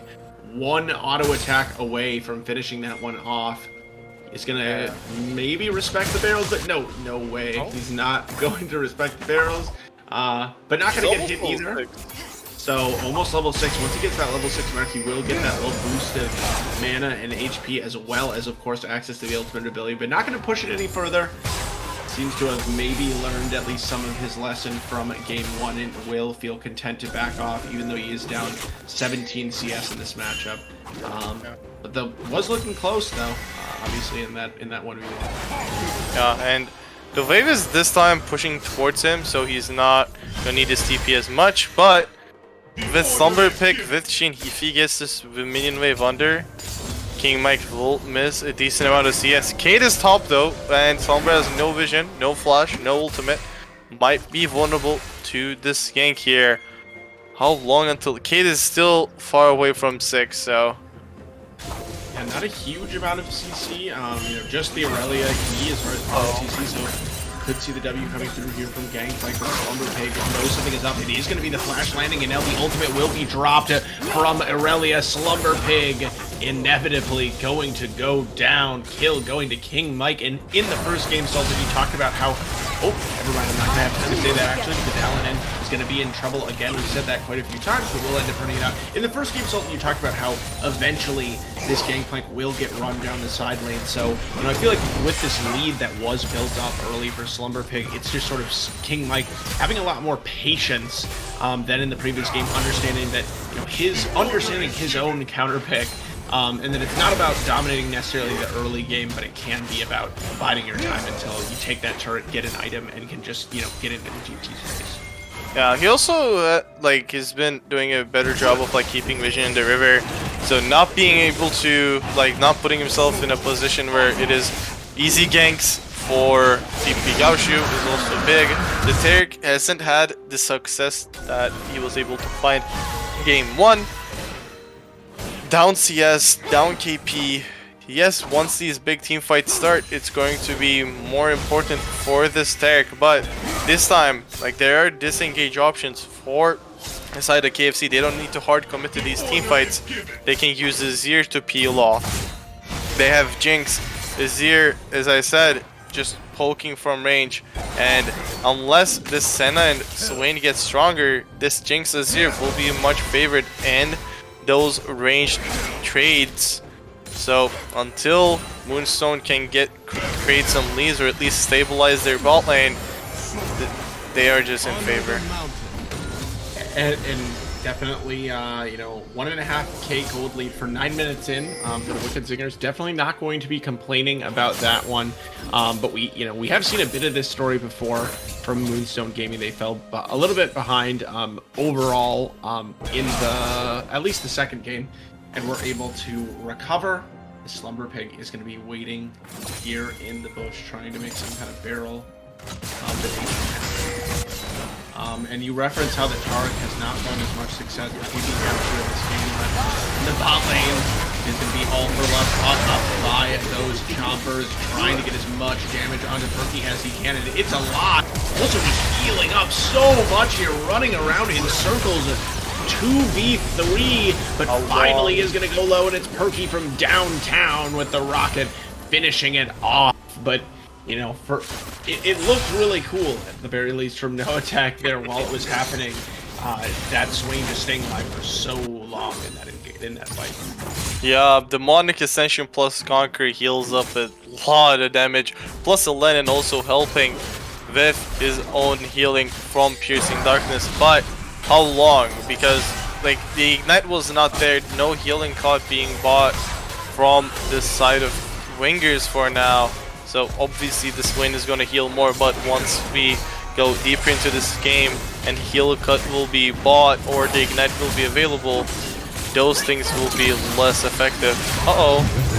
We have got the party in the top lane here as the Taric ultimate not going to have time to drop onto Slumber Pig as he'll be the first to fall in the fight, and now with PP Gaoshu being the only one left open, doesn't have enough damage, is going to be able to pop the Ghost, so trying to run away. Earl King has dropped the ultimate here, but it is going to be that Taric falling on down. Cade is the one picking up the kill, claiming the kill credit, I believe, there for himself on the Wukong. And, you know, the Taric has struggled, and it almost feels a little bit Sultan like it wasn't necessarily just the Taric by itself that was so strong in game one, but it was really that combination of healing champions, you know, that made up maybe for the lack of damage that they had in some of those skirmish situations. Yeah, I think picking GP Taric at the same time was also like not really necessary. I think you can pick GP, but you don't really need to show Taric that early. It's not going to be banned more than likely because they like the side of KFC Wing or like Zingers, Wicked Zingers, whatever. I'm just bad with the name. It's fine. They didn't ban it last game when it was open. They probably wouldn't have banned it this game. Like GP Taric, they don't really have that big of a chemistry. It just worked out game one, which was fine. But without having the Soraka, as you said, it's not as strong. Ooh, Perky the Parrot gonna get rescued there by Vextrax, but you know, that's what Tom Kench is built to do. We're gonna see come through, but just gonna go wide for all the love, but it's not gonna go wide is the Super Mega Death Rocket, which will claim the last hit on Allen, and who is having a bit of a rough game here on the Senna. Has had some, you know, despite struggling early in game two, has had strong moments in both games, but you know, so far in this one, maybe a few moments to forget. Yeah. And we also see him building the Ninja Turbines first before any item, but this is what I really does when he's ahead. Or he's gonna get hit by that Senna ultimate downtown, but Slumber Pig wasn't able to take advantage of it in the moment. But here in the 1v2 mid lane, Cade is gonna get the last hit credit, but Earl King was the one who was really making it happen.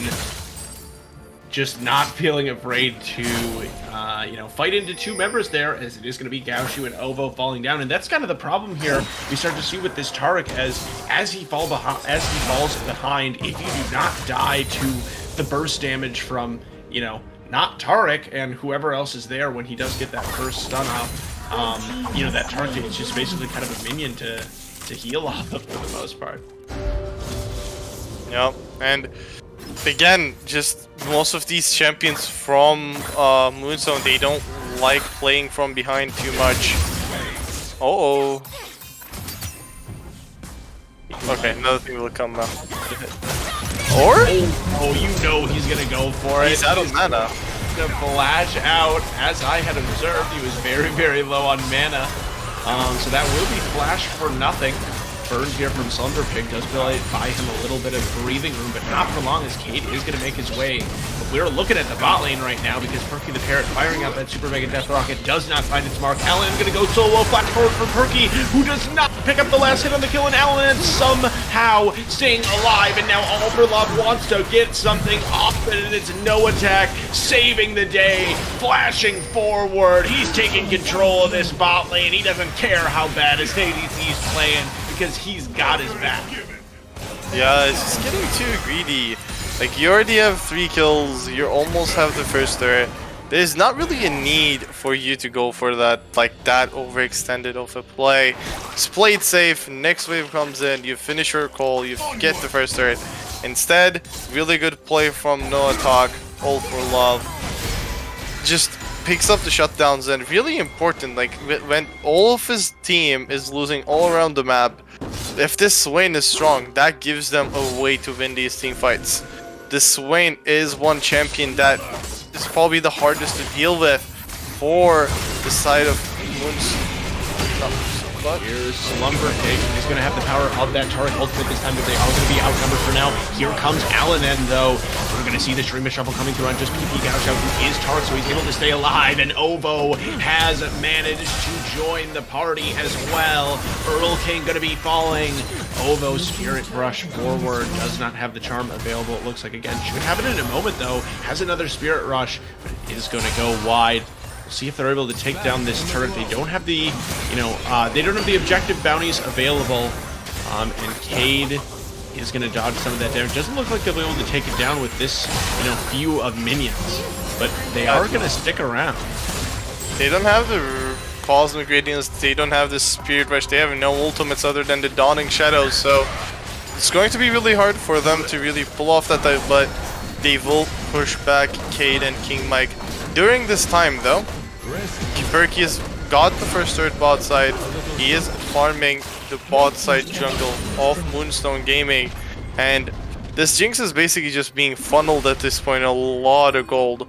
Yes, it was a good play towards the top side, but gold lead, it narrowed down a little bit, but it's like local gold being generated to 4 people against just funneled gold towards this Jinx, which when I take the Jinx gold almost every day of the week, so Perky is looking scared, but he still didn't reset.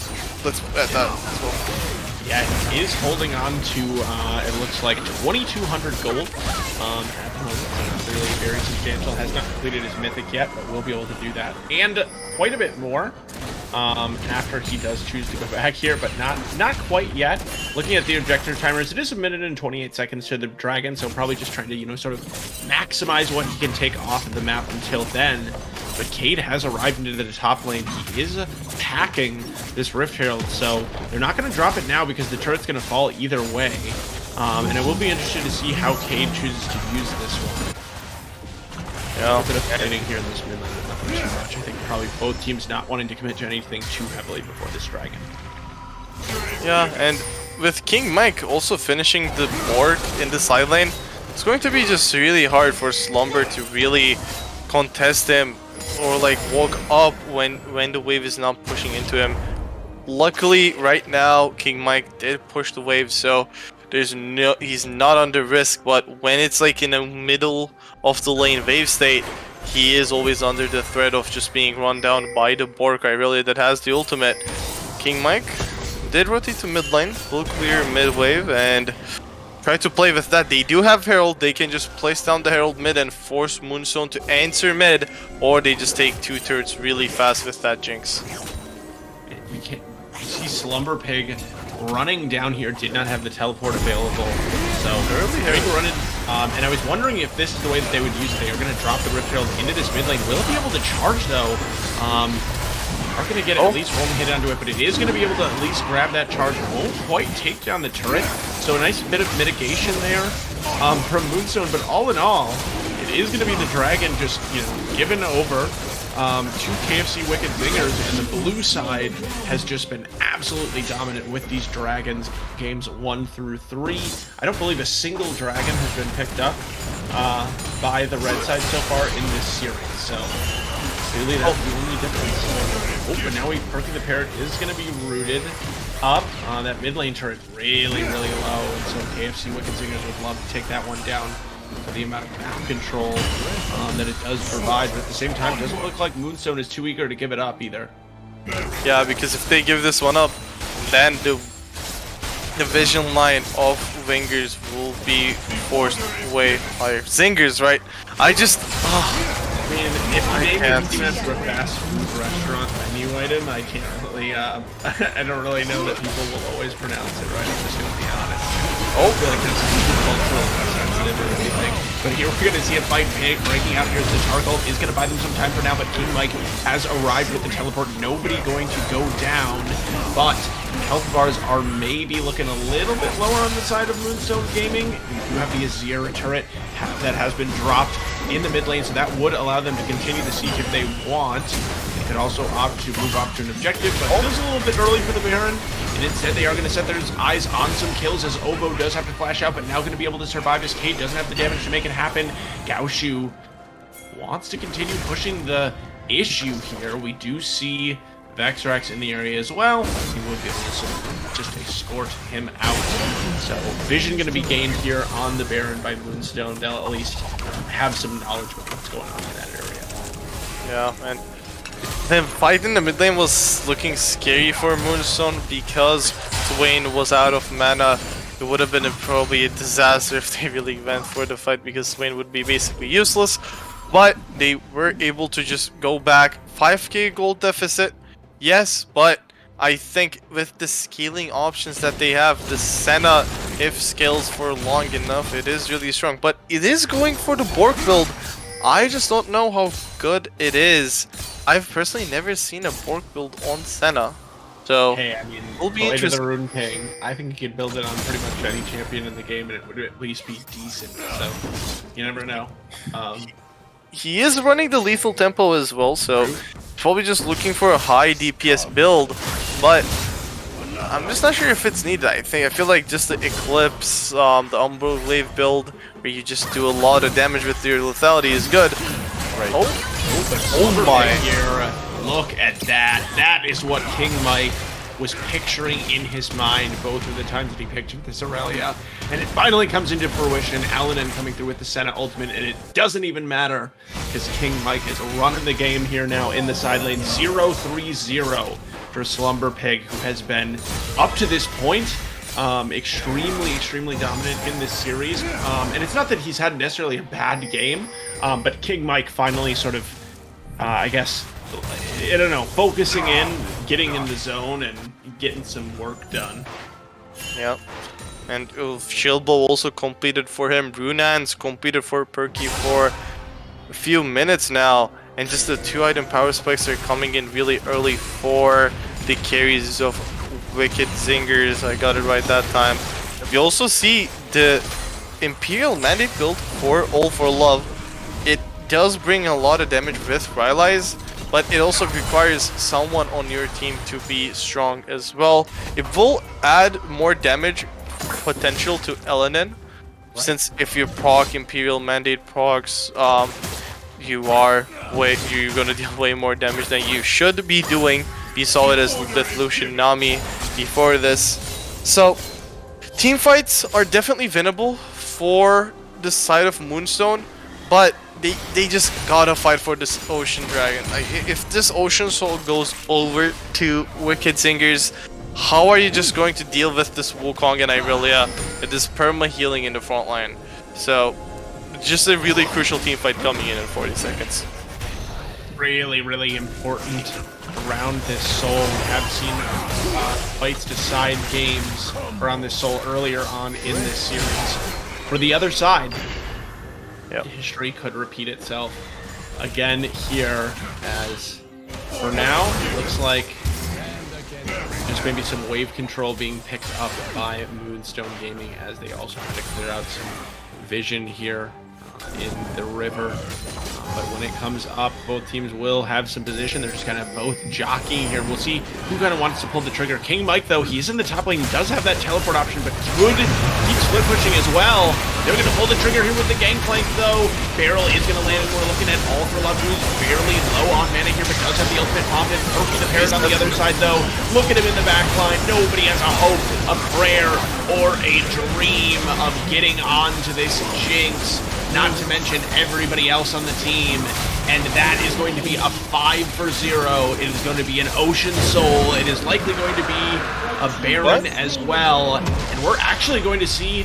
I was actually, honestly, I was kind of wondering about this. It is just going to be a forfeit coming through from Moonstone. I mean, I personally feel like, you know, while we don't see that very often, obviously in competitive play, I don't know that from a mental perspective they see any any use in playing out the rest of that game. I can tell you that if I was Slumber Pig right now, I would be incredibly tilted in that game just because of how horrible the 1v1 matchup is looking. So, I mean, hard to say, but I don't know. What's your perspective, I guess, Sultan is an actual competitive League player? I personally don't remember FFing ever, but like it's also understandable because it is not like a best of one where you have Right. to like funnel in all your like focus and like all Yep. your mental. You're already up 2-1. I think dragging that game longer, like letting the enemy carries, like doing more outplays, getting more like better team fights might get them into the mood. So just FFing might give them a little bit like of a mental reset. Okay, that game was bad. We didn't make it work. We're going on to the next game. We still have 2 match points for ourselves in the series. And we're just gonna fix it and just like move on. This also brings me closer to my 3-1 prediction, so I'm all for it. There you go. I mean, clearly it was Moonstone Gaming being paid by Sultan to ensure that his prediction was right. But we saw a very dominant performance there from the KFC Wicked Zingers, pulling us in to a Game 4 matchup here. So there we shall go, and I'm interested to see for Moonstone Gaming. They decide to just go next. They go to Game 4. They have side selection again, and I can't help but think, that maybe there are some things in the draft, given that they were forced to switch sides, that you kind of think like, hey, if we can get back onto this red side, we can kind of get the champions that we want, and get back in the driver's seat like they were in Game 1 and 2. But we'll see if that is the case. When we come back in just a moment, we're just going to take a little break, but we will see you again for Game 4 of the KFC Wicked Zingers versus Moonstone Gaming.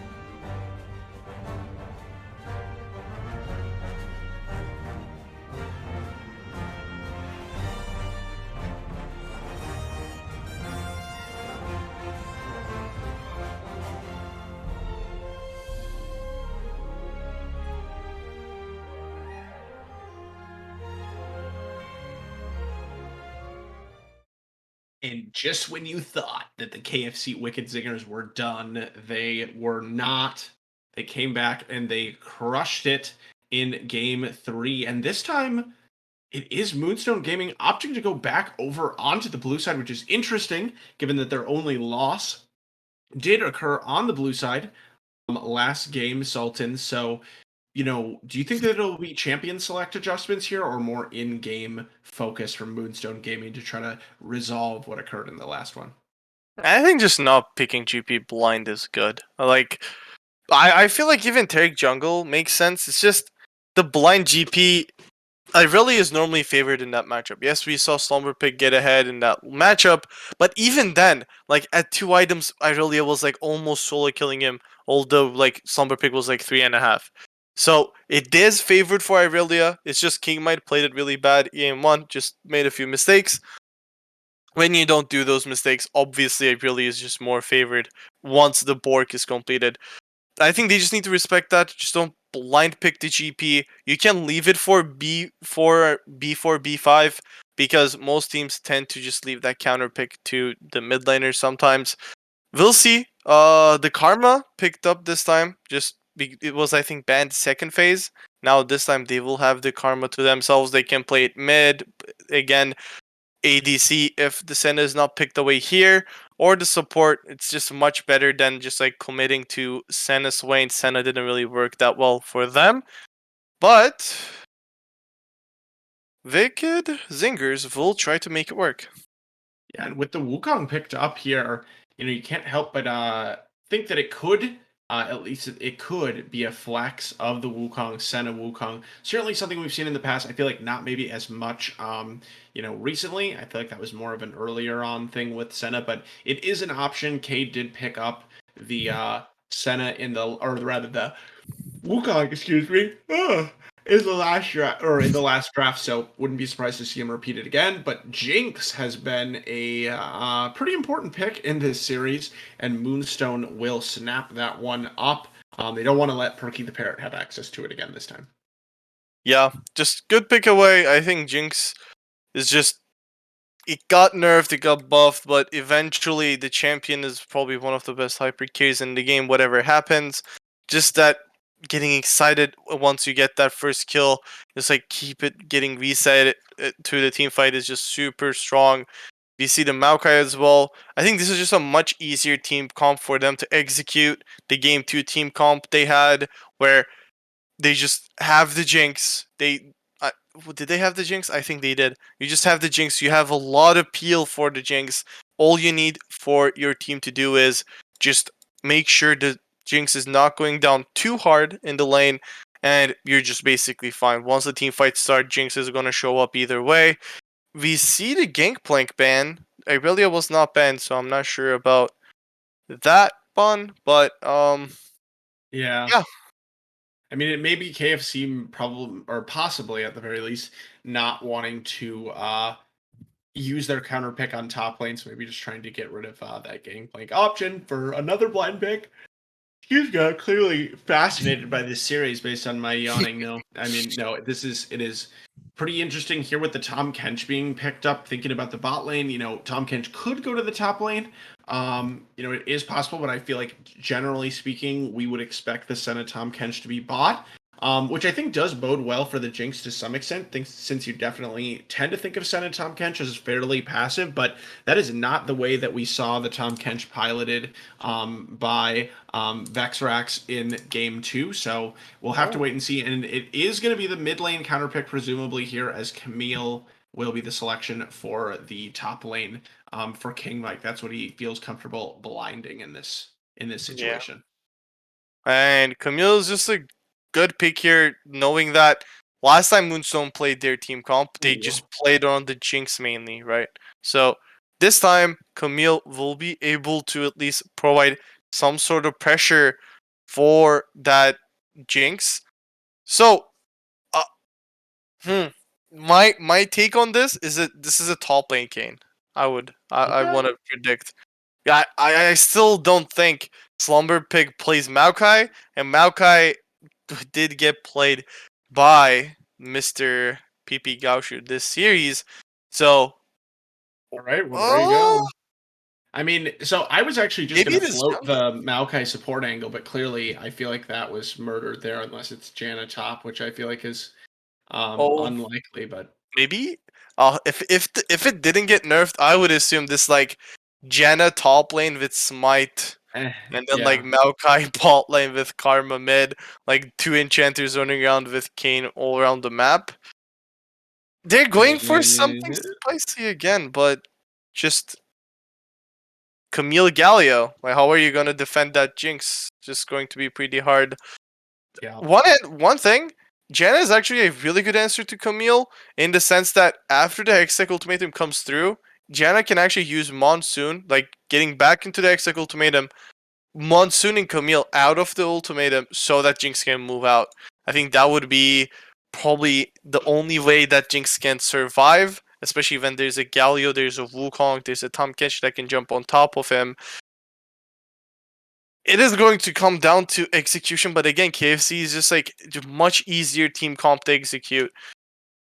They showed that Wukong was like Cade was really comfortable on Wukong.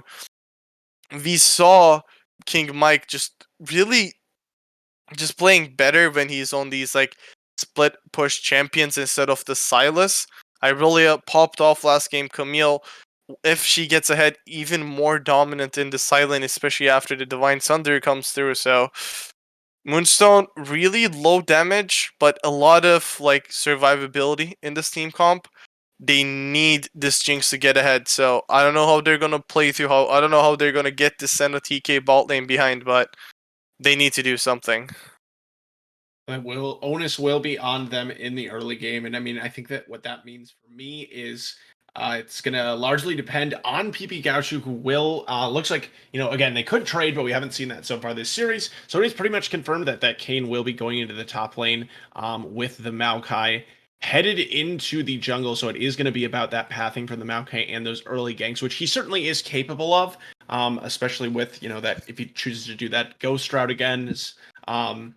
Allows him to get into those lanes. But as you mentioned, Sultan, definitely once again very little damage overall picked up here from Moonstone. But they have Game shown top. us in the past that they do know how to make that work.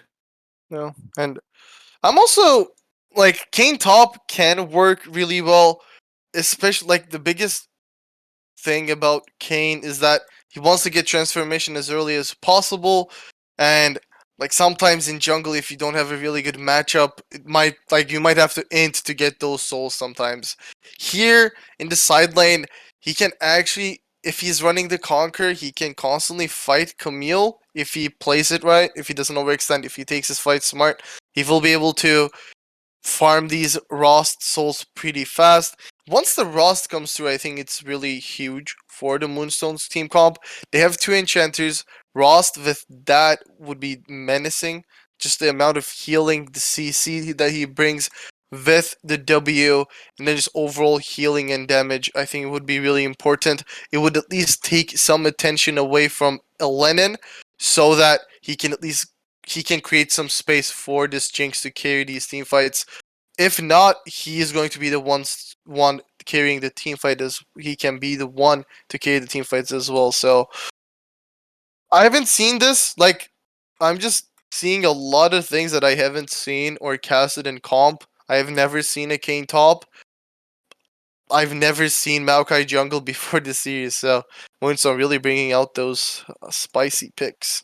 Moonstone will do it to you for sure. Not even Moonstone, not even once. If you wanna avoid those spicy picks, but we will see them in action on the Rift here in Game 4. Remember, KFC Wicked Zingers are down 2-1 in this series, so if they lose, elimination from the playoffs here in this losers bracket is on the line. So you have 2 minutes and 42 seconds for the spectator delay, plus some more time. Grab your snack, grab your drink, or not if you don't want it, and then return either way, and we will be back with Game 4.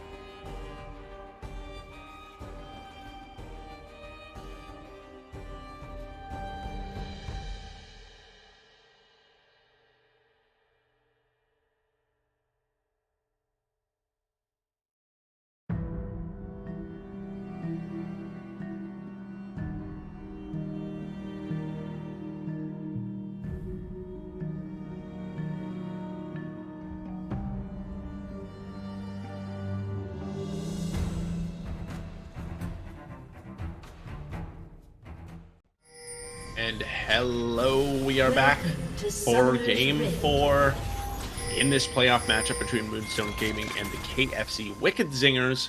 I am Elsa the Queen, and I am joined by Sultan for the first time this series. We are not going to see any invade action at level 1, just going to see some, I may have spoken too soon.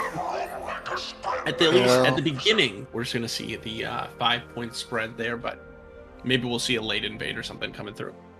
Yeah, I don't think, like, both teams don't really have a lot of ball 1 pressure. Maybe the Tompkins Wicks a little, not Wicks, Tompkinson a little bit. With that being said, like, Slumber Pig, well, both opponents actually not running Flash and TP Ignite this time, so we might see a little bit more action in the top side early on. Bot side, Elenin going for the save, his heal exhaust, starting with the call, just saying that we're just here to farm, we're not here to fight. They're just gonna try to play it safe. I just want to see when they have the vision on PP Gaoshu later toward like mid game. Once this Galio actually gets ultimate, they should be looking for dive zone to the Jinx and Janna. Oh, Ignite already being popped. King Mike is going to look like he's in a bit of trouble. Will be able to walk that one out thanks to his health potion, but is going to be forced to recall, though he does have the teleport. Best of both worlds this time, taking the teleport as well as the Ignite. Slumber Pig also following suit, so that's how you know we're going to have some action here on the top lane. But at the end, actually, King Mike, he does cancel his recall. It's going to opt to try to pick up some of this TS under the turret, but is very, very low. But meanwhile, we're seeing this important farming in the bot lane instead. If he can actually like get off a decent TP without losing a lot of CS, he should be fine. The fact that Slumber also doesn't have Ignite for the next 2 minutes, if there's a potential fight topside next time, King Mike will have that Ignite advantage. His wave will be pushing in. He has more caster minions than Slumber Pig, so the wave will be pushing in. I don't think Kate will have a really good gank opportunity here. King Mike also hitting level 3 first. Yeah, speaking of gank opportunities, Sultan, as we look into this mid lane, both champions bringing quite a bit of CC, so it'll be interesting to see if maybe we see anything there. But so far into this bot lane, all for love here. Noatak doing a great job of keeping Alanin safe, landing multiple knockups here with PP Gaoshu. He's found his way into this top lane. Why is he not going in? He knows Cade would be on the way, biding his time to go. Patience there, as Cade does still have the invisibility available, but is pretty low. Will he be able to survive? For now, he will. And yeah, I mean, definitely seemed like if they had just pulled the trigger right away on King Mike Sultan, they probably could have at least picked up the 1 kill, but, maybe afraid that if they were the first to jump that they would lose out on the overall 2. Not sure. But, like, Cade is level 3. King Mike doesn't have Flash, we know that. Like, I think it was a pretty Okay. We're not gonna receive a pulse for that one. Oh, maybe we will. Somebody else is disconnected. Alright, so, just some fun things. As we did see, King Mike was trying to stop the recall there from Slumber Pig, but did not end up being able to do so, but has been able to pull this wave over and is, I think my client's frozen. Oh yeah, probably from the disconnects. Yeah, and we see at least my screen is frozen with King Mike freezing the wave. I don't know about you guys, but so this is actually in a really good state after getting the really bad trade early on and forced to reset again just last minute. He is going to be at least have a favorable lane state. We do see that PP Gaoshu invading Kate's drafters now. Yeah, invade coming through. This Maokai still is sitting a little bit ahead, and now is found his way into this mid lane as Earl King. That's an interesting interaction, as Galio did not. He wanted the forward part of the dash, not the back part, but is going to end up finally going down to that dreaded Maokai auto attack. Ovo not going to suffer the same fate as now Cade is going to be able to flash forward. Gaoshu doing him a favor by knocking him in that direction. And then at the end of the day, it's a 2-for-1 favoring the Wicked Zingers, even though it looked pretty good with that first blood. Yeah, and there's almost a huge XP difference in top lane now. After that freeze that King Mike was able to get, it's even wave state. Slumber Pig halfway to level 5. King Mike already working towards level 6. So both ignites come through. Ignites coming through. It's Slumber Pig now going to hit level 5. That will provide him a little bit of extra, HP. Also going to go into the wall there. We'll see if either of these top laners wants to, make a definitive move, as we do see the Maokai still airing on this side of the map, and Maokai once again has managed to keep up in farm, but now in the bot lane it is going to be the Wukong taking the dragon. So still Wukong looks like maybe a little bit ahead in tempo in this matchup as far as the objectives, but PP Gaoshu wants to make that first kill happen in the top lane. We'll see if they can dive this one. No wave. On a note, normally, even though it's TK Senna, you sometimes expect both ranged lanes to have a little bit more pressure in the bot lane matchups. Janna was just not able to farm the spell thieves as effectively as the Senna on the Spectral Sickle. There's much more poke, much more gold coming from the souls and farm, and just creating this small 1k gold lead at 6k 6 minutes in. It's not a huge gold difference, but just being ahead already this early into the game just means a lot for the side of Wicked Zingers, where yes, their team comp is not the best when it comes to scaling, but you still have Camille that will just run. That will be a menace in the side lane. You still have the Senna. Once it gets a few items, it will be really strong.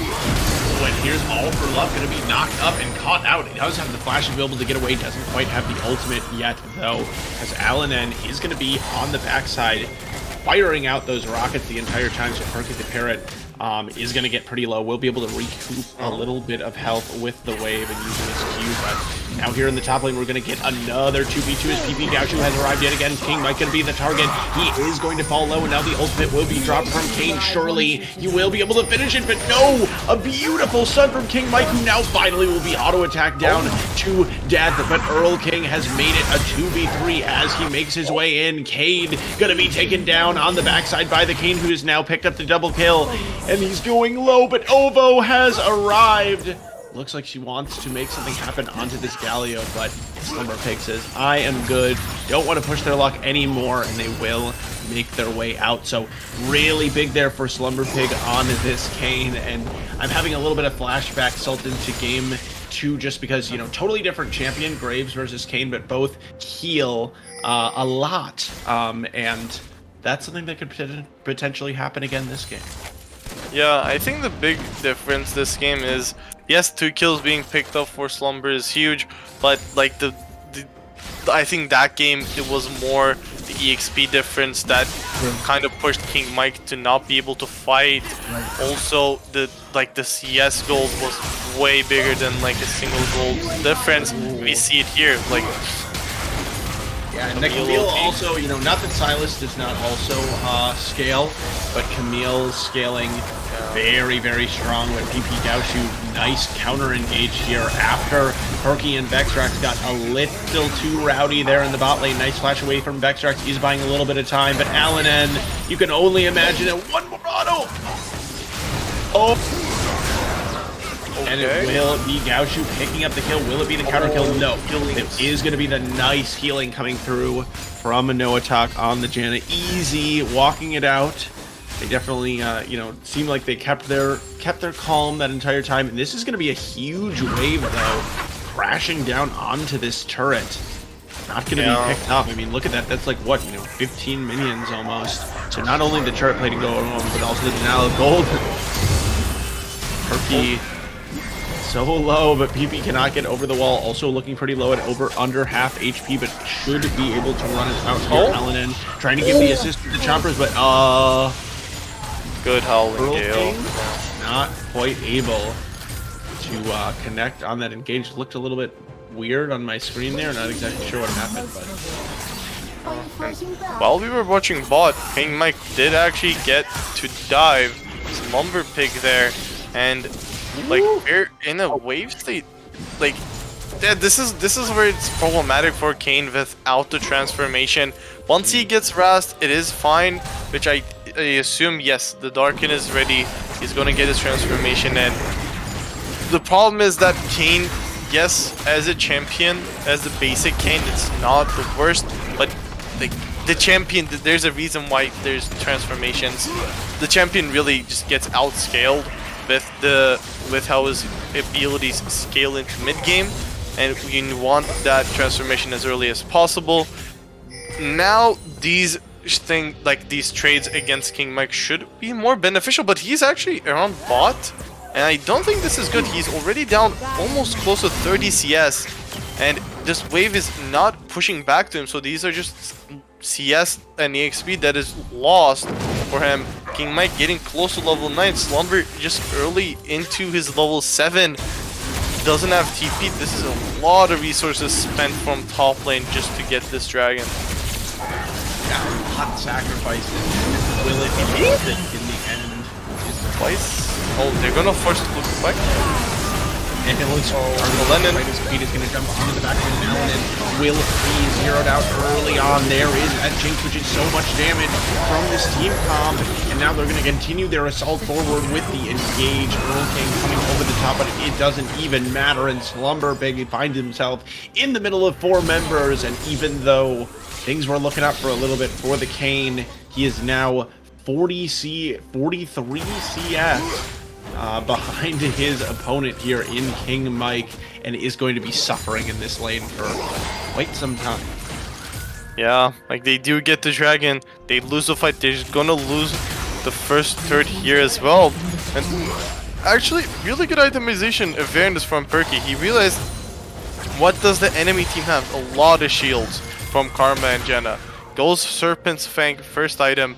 Yes, maybe takes out a little bit of damage instead of the Eclipse, and maybe Umbral also just better. That is going to be a very, very long W for Maokai, who follows King Mike all the way through. Will they dive him under the turret? Gaushu already going to go low enough, not having the okay. Not having enough in the tank to take that, but yeah, aid is here.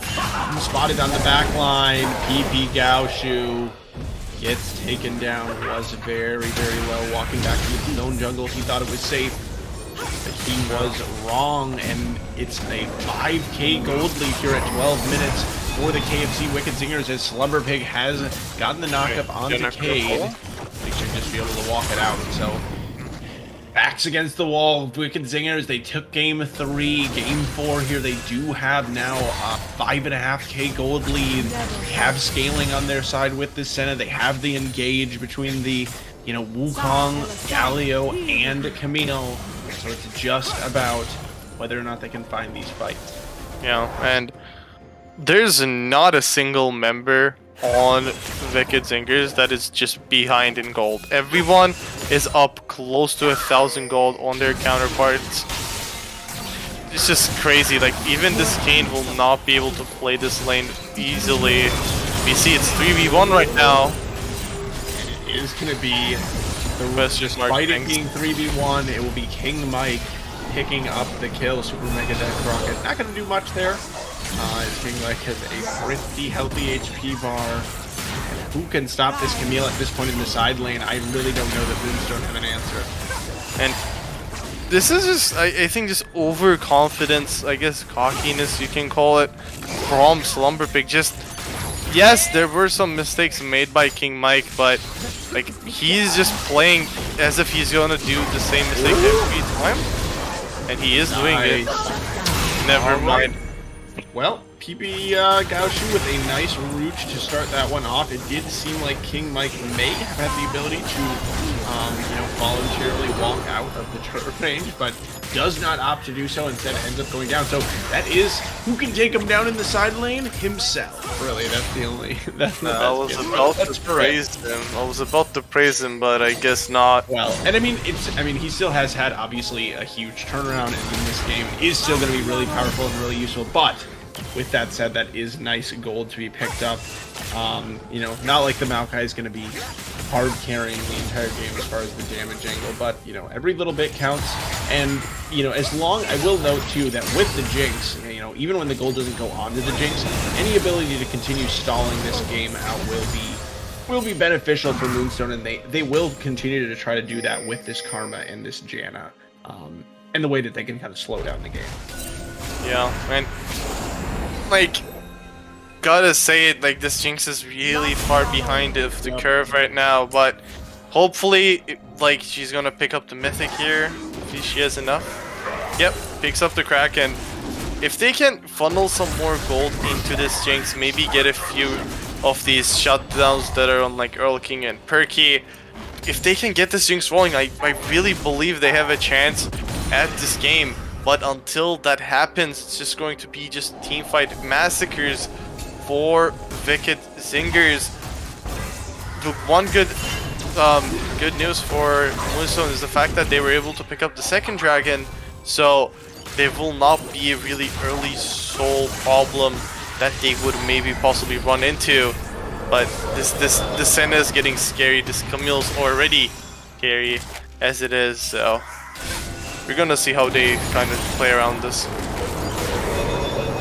and for now we do see both teams just content to wait for a little bit as they do wait for this dragon. Finally, we see a little bit of contestation, I guess, around these dragons. Both teams keeping one up so far. It is going to be the Rift, the Herald summoned into the mid lane. The strategy has in fact been employed before in this series.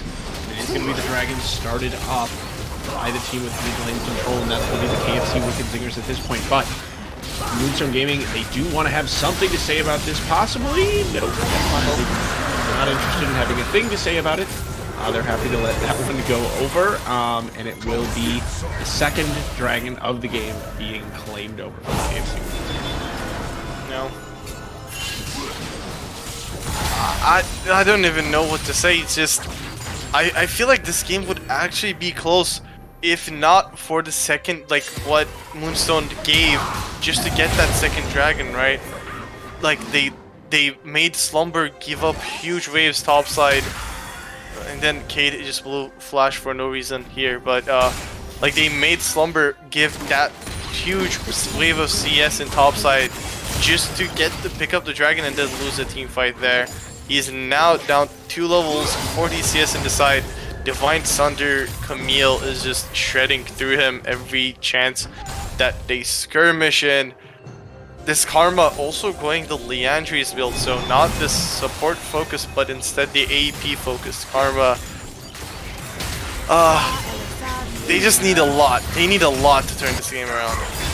Yeah, they certainly do. They need to stall, you know, like at least 10 minutes, I would say, before their carries can kind of get those items that they need online. And then there's this Kayn that can't even lane in the side lane against Galio, and at that point, you know, what are you really bringing to the team? Not a whole lot, but you never know. In the team fights, maybe could have a little bit more utility as far as kind of getting out of the backline onto not sure. But for now, Moonstone Gaming just try to hang on by the skin of their teeth. No FFs coming through, at least so far. And I will say at the very least, the gold lead has not expanded substantially.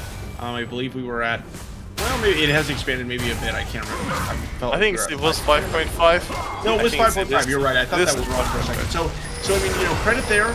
They've been able to maintain that. It is going to be Earl King being looted up here. He's going to come in for some additional help from the KFC Wicked Zingers, and the health bars are already going low. There is no attack with the ultimate, going to make them a little bit healthier, but King Mike is on a mission, but he goes too deep. It's the Janna saving the day yet again. Ovo also there to provide additional shielding, and King Mike will fall. What can they do off of this? Maybe nothing. But either way, you know, you gotta be pretty happy about that one, I think, if you are Moonstone Gaming in particular. No attack coming in at just the right moment to save the day. Yeah, King Mike tried to TP and kind of stay. Wait, Earl King? Earl King going to TP, but my friend, there are still multiple members of Moonstone Gaming here. Thankfully, he is tanky enough to be able to walk that one out under the turret, but looked a little bit scary there for a second. Not gonna lie, that's the kind of play that you don't forget for a while if you end up dying. Just TP to turrets. To the viewers that are watching, just TP to the turret. You really don't need to greet that. Unless you're flanking, you know? Yep. Yeah. I think King, like Mike, tried to like get the turret way faster than he was able to in that small fight in the top side. By the time he even got the turret down, he tanked like 3 turret shots. There were no minions under there other than the one that he TP'd to. So as soon as he came in, auto attacked one of the members on Moonstone. He takes the turret aggro. He got chunks from that mostly, I guess. Just unnecessary kill being given over. Like again, you could have TP'd over to a place where it would be much safer to join the team fight. They do great for the team fight when they don't get it. Who got the kill? I'm not sure. I think it was the Maokai. It was either Maokai or Kane, but either way, just good gold going over to the jungle or the top laner. This Maokai is actually getting stronger after starting 1 and 4, now sitting at 3, 4, and 3, having much more impact with his saplings, with his nature's grasp in these team fights. Still refusing to build a mythic item on Maokai. PB Gaoshu did not complete a mythic item in the first game. He is on track to delay it as long as possible here in this 4th game of the series. But now here we are, 21 minutes in. I mean, you know, gold lead's still at 5.1k, so still sitting in the same, but, you know, the longer and longer the gold goes on, the ratio, you know, of that gold lead to overall gold obviously gets lower and lower and lower, and it becomes a little bit less impactful. So, you know, Alanin now is finally at that 2-item mark with the Runons completed, so maybe this is when, with this Dragon's flying up now, Moonstone can start to make their stand. At the very least, they would love to, you know, delay a possible soul even longer for the Kings. Yeah, and see the engage. He's gonna go straight on down, and he's hungry for it right away. And look at that burst damage as Earl King is gonna be the one to claim the last hit. And now the fight after that is looking a little bit rough with the main damage dealer dead. More Moonstone Gaming. Slumber Pig is able to run around for a little bit, but not really having anywhere to go. That is going to be the Mountain Dragon picked up here, it looks like, for the side of the KFC Wicked Zingers. That puts them on Soul Point, and we've seen this story before. Red side on Soul Point, getting, you know, just picking up so many of these dragons, and it has been kind of a crucial win condition later on in the game for both of these teams when they've been on the victorious side. Yeah, and it was an interesting fight. Like, Alanin gets caught by the Camille, and then the Galio ultimate just comes right on top. The TP that Slumberpig tried to channel, I don't know if it was like, I think when Alanin is already caught, it's just really unnecessary to even try to look for that one. Like, you're not really going to be able to get a lot, even if you finish the TP in time. So, interesting play. Didn't really work out again. Slumberpig not having it the best game in the series.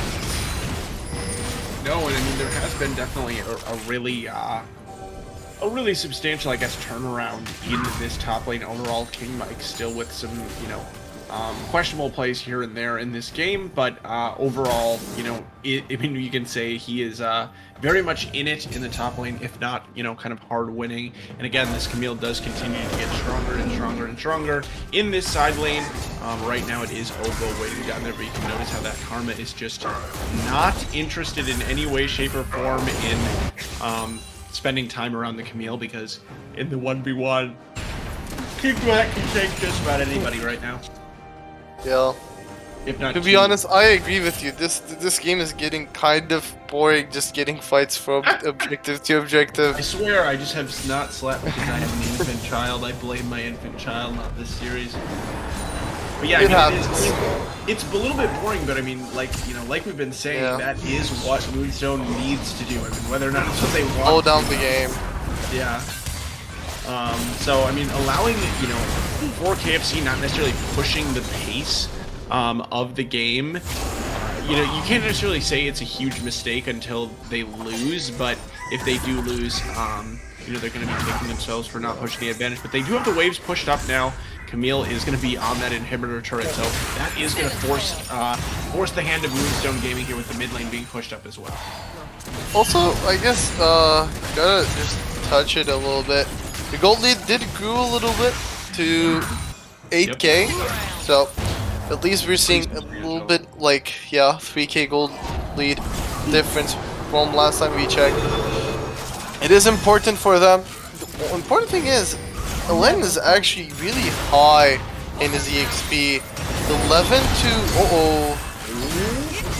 We are going to get, once again, trolled by the Observer, as it is going to be Cade into the back line, doing something possibly we're not really sure, but more interestingly to the Observer, we got this 1v1 that no one dies in, and no one's going to die overall, to be fair. 0-0.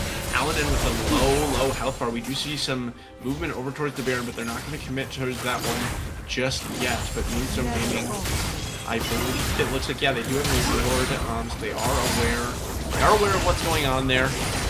There goes King Mike, though, probably going to head down and start getting a little bit more cash out. I'm so sorry. Yeah, I don't know. The game continues to go on. Here we go. In 2 minutes, it will be 10 minutes from when I said they need at least 10 more minutes. But, I mean, again, the problem is kind of how do they win the team fight? I mean, honestly, you were spot on, Sultan, right after the draft where you just said that it is going to be all about this Jinx dishing out the damage. It just doesn't really seem like anybody else has kind of that sustained, you know, assault to be able to rip through these members on the other side. And, you know, LNN, yes, he has that, you know, good XP advantage, but hasn't necessarily been the best performing member so far in the series. Has certainly gotten it done in their wins, but it'll kind of be his chance to shine on this Jinx. No. Can they keep him safe? Is the question, because he got blowed up last time. Yeah, they should be safe. Even the fact that they know the Tom Kench ult is available makes it so that they don't really go for the play, and we see the lethality. Senna healing is just absolutely ridiculous in my opinion. It's just the extra healing that it gets just because you go lethality. Really good concept, you know?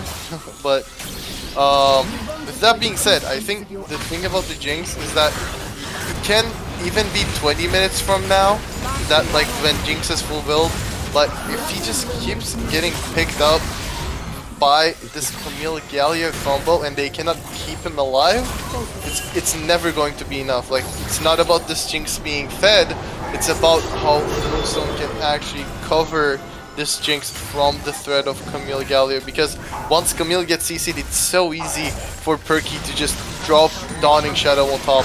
That's a lot of damage just from that. Alright, and now we have King Mike and Slumber picking the 1-2-1 with no pain. He's so good at not missing those fights now. Cade is going to be using the ultimate Gauchu.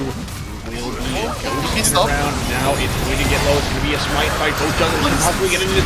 It's going to be Gauchu crucially picking up and denying the soul from KFC Wicked Zingers. Now what can they do? Alden on the backline. He has gotten excited. We've got a kill under the top line for King Mike. But is it going to matter if on the other side of the map everyone is dead? Alanen is slowly but surely ripping through Vexrash. Cade has a turret to run under, but how long will he be able to survive? Shields for days onto this Jinx, and All for Love manages to keep his AD carry alive as Alanen is in the game. Yeah, and this time they tried to do the Gallia combo with the Wukong instead, but it's much easier to peel off of Wukong. The Hextech ultimatum forces Jinx to not get away, like not being able to get away from that Gallia ultimate range. This time it wasn't the case. And like once Jinx is allowed to have that space to auto attack, then you have a problem in these team fights. He saw it there, he was in a safe spot dishing out auto attacks. How are you gonna kill King Mike? Also tried to TP in the face of Slumber Pig, and it just got denied. All Slumber Pig had to do was use Blade's Reach, and it's a knockup that stops the TP from King Mike. Without the fed Camille, there isn't really a way for them to just win the team fight. You're seeing like how much damage this has. And Slumber Piggy is going to get locked down into that technical command. He might touch himself with his ultimate, but now here comes the shield, here comes the heals, and we have seen this one before. Alanen on the backline. Can anybody get back there? But no, it's going to be the double kill for the Jinx. Earl King is going to get tagged by the zap, and he could be the next one to fall.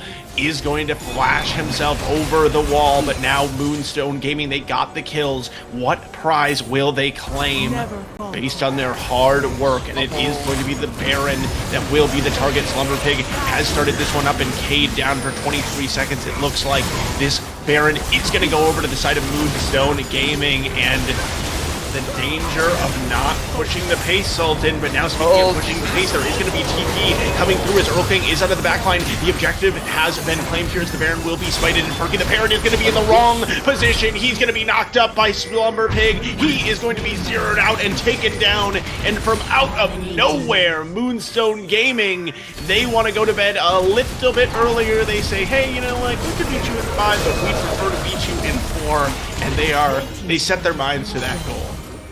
Yeah, it's just really unnecessary, just plays coming from the side of Wicked Zingers.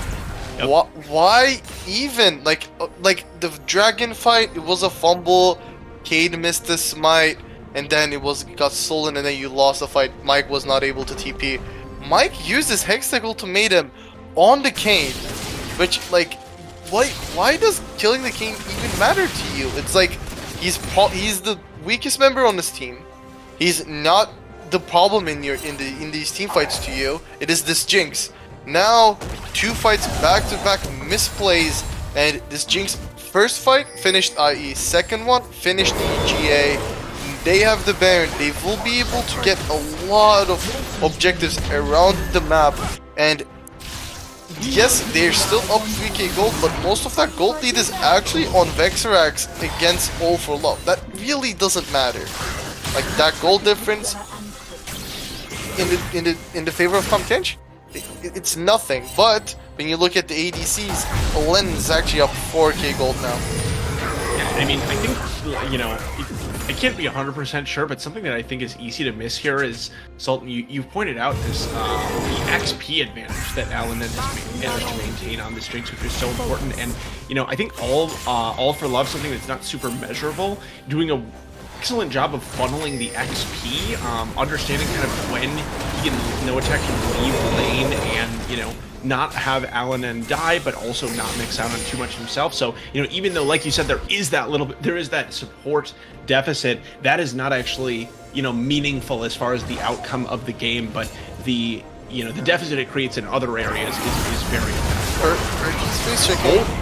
And once again, Perky the Parrot is going to get face check. It is going to be Vextrax, keeping him safe this time, but at what cost is he going to get interrupted? He's going to be taken down. Slumber Pig has claimed the kill, and this Kayn has remained useful throughout this game, if only for the knockups alone.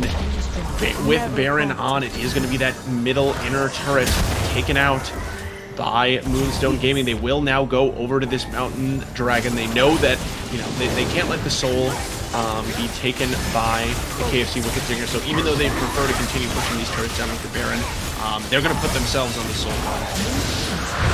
I feel like Wicked Zingers are in a really hard place to get out of, because before, Jinx didn't have GA. If you got the combo right with Camille Galio, Jinx was that you win teamfights almost every time. Now Jinx has GA. Even if you can, like, at this point, even if you pull the combo really well, there's still so much disengage from Moonstone that they can just play around Alenden's revive, just peel him off with the Jenna, with the Maokai, with the Karma, and with Alanen having flash as well. It all takes one fight. If Wicked Zingers fumble one more fight, the game is over. And if it's Baron, it's over. Maybe if it's Mountain Soul, maybe it's not for sure a game over, but they're just going just downhill at this point. Downhill indeed, as it definitely feels like the momentum is very much swung over to the side of Moonstone. You know, it is still a three, a little under a 3K gold lead. Obviously, a lot less substantial than we saw in the past. And at this point in the game, at 35 minutes in, while we're far from everybody finishing every single, full build or anything like that, we do start to get to that point where these smaller gold leads are not as impactful. But here is King Mike still trying to take advantage of that 1v1 advantage that he has built up over Slumber Pig. We haven't seen it in a while, but he does show us right there why this is so strong. The Q damage, or the true damage, sorry, on the Q2 from Camille there, just popping that Kane, who's primarily just filled with that HP. So pretty nice flex here from King Mike. And just as I say, it looks like Moonstone's in the driver's seat. We got a siege, strong siege setup here from the Zingers. And we also need to remember, yes, maybe the team fights are not going in their favor, but even if Slumber's full build, he's never gonna win this side lane. There's just not. There's not a universe where he wins. Oh? They are trying to make it not matter about the 1v1 in the side lane. At the very least, it will force King Mike to back off for a moment. Could possibly stay without going back to the base, but it looks like he will end up recalling. So 30 seconds on the Baron. The Camille would, surely be able to be present there. It even has the TP available as well. But it still is nice to at least have that reassurance. Push isn't as big of a deal. It is going to be King Mike, though, going back towards the bot lane, so we'll probably look to threaten that split push with the TP available. Nice vision set up here from Moonstone, trying to find some kind of pick, setting up this Baron. I wanna just point out, there's a really good TP flank ward in the blue side jungle. There's that one ward that Mike can TP to. I don't know if they even... I don't know, he should TP right now, I think.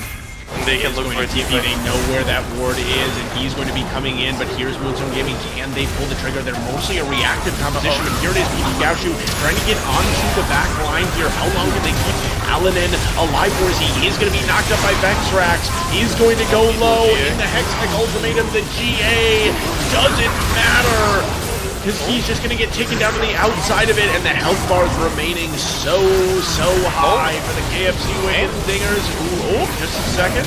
Looked like maybe something might happen, but nice damage coming through from Ovo and Gaoshu. But in the end, it's not going to be enough. It's the Wicked Zingers. I don't know if they're going to be able to end it in this moment. I don't think that they can. Their closest wave is in the top lane, but they are going to go for it. They have 4 members strong here. Earl King, 26 seconds on the respawn. Does have to teleport back up. Yeah. Yep. And King Mike doing a nice job of keeping the wave alive. They're onto the inhibitor. 7 seconds on the Janna, who does not have ultimate, notably. 13 seconds on the Jinx. Here they come onto the Nexus turrets. Hang out the Ethan's maybe a little bit close still, as Vexrax is really low. Jinx is up in 2. Jinx is up. Paladin, but once they get the Nexus over, they should just be able to auto-attack it to death. And that is going to be it. The KFC Wicked Zingers refuse to go down. They will send us to a game number 5 against Moonstone Gaming. Woo! That was a marathon. I thought Alanin had flush. Where did he even use it? I just didn't see it in the last team fight.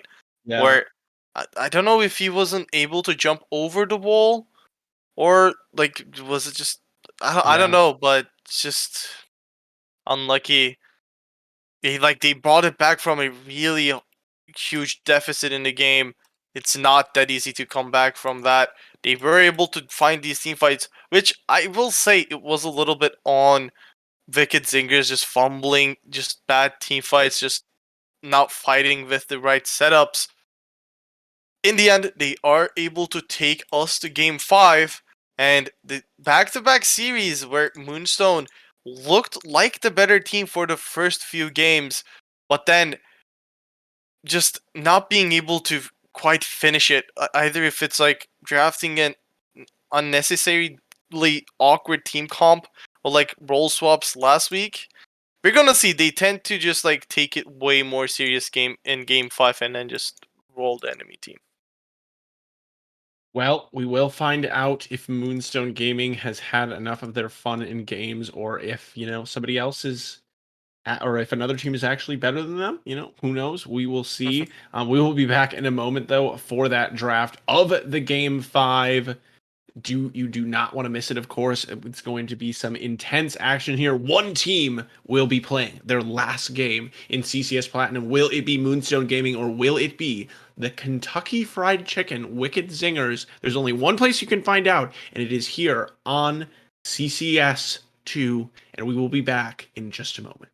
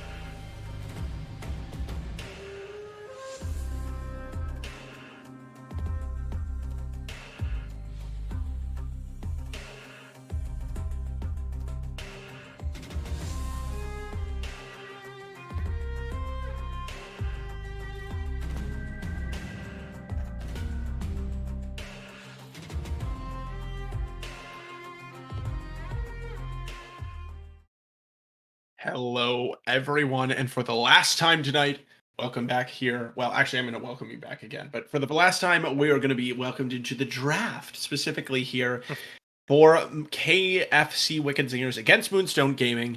Moonstone Gaming have opted back onto the red side, and you can just forget that those first 4 games even happened because the winner of this one will take the entire series home. And for Moonstone, on the red Irelia. side, there have been, I believe, red side has won every single game. Am I Yeah, wrong in you're that? right. So logically they would win based on that, but I feel like there are maybe a few more factors at play. Yeah, last week when they were playing against, I don't remember the team, but all the wins were actually on the blue side. So I guess just teams are choosing the Switching sides it. that they like more game to game. We see Senna again. It was a really successful Senna game compared to what Moonstone showed us in game 3, I think. And they were able to play around it really well. They paired up with the Tom Kinch, which is probably the best pair up that she has, instead of like when the Seraphine is obviously banned. We're gonna see what Moonstone answers with. They have a bunch of options here. GP blind pick comes through. Irelia is Hey, banned, that's fair. so Yep. Yeah, so it does make this GP a little bit more logical. They will pair it Lux. up with the Lux. Okay. So, just a couple of very very strong picks for Moonstone in particular here, between these two champions. We did see, just Victor. how powerful that Lux was in the mid lane for Ovo, but it will be up against this Victor, which while it didn't win game one, it did draw bans, I believe, in the last 2 games. Yeah. But you guessed it, Sultan, it will be Tom Kench. There's not really, unfortunately, for Moonstone, Tom Kench really is only. I mean, you generally these days only seen Tom Kench as a complement to the Senna, so it's really hard to take it away, because it just isn't that strong with any other bot lane partner at the moment. So they are just gonna let that go through and try to deal with it a Oh, little bit finally. differently. And here's a little bit of the recipe for success they have in beating this Tom Kench Senna. This time they're adjusting. Jinx taken off the board and said it will be the misfortune, presumably for Alanin in the AD role. Yeah, and MF, I was surprised that we haven't seen her in this series as well. It is really strong, especially laning phase. The make it rain is just super hard to like. It's just one of those tilting spells where every time you walk up, you get hit by it. It's really easy to push the wave. The DPS, or like the amount of burst damage that Misfortune brings to the table in team fights, is also almost unmatched if she can position herself really well. It's also good with a lot of pairings. You can go with an enchanter and like just go for a poke. You can go with an engaged champion where you're gonna more than likely stomp the lane.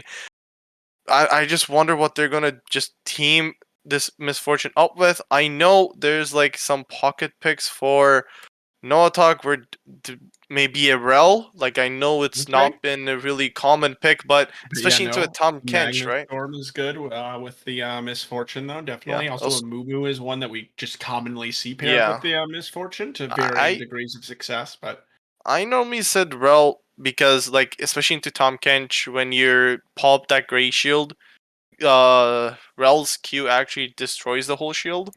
So that true. might also come in handy. Also, I think some frontline would be appreciated, but I guess we're just gonna go with Karma. I was just fantasizing myself. Um, Yep.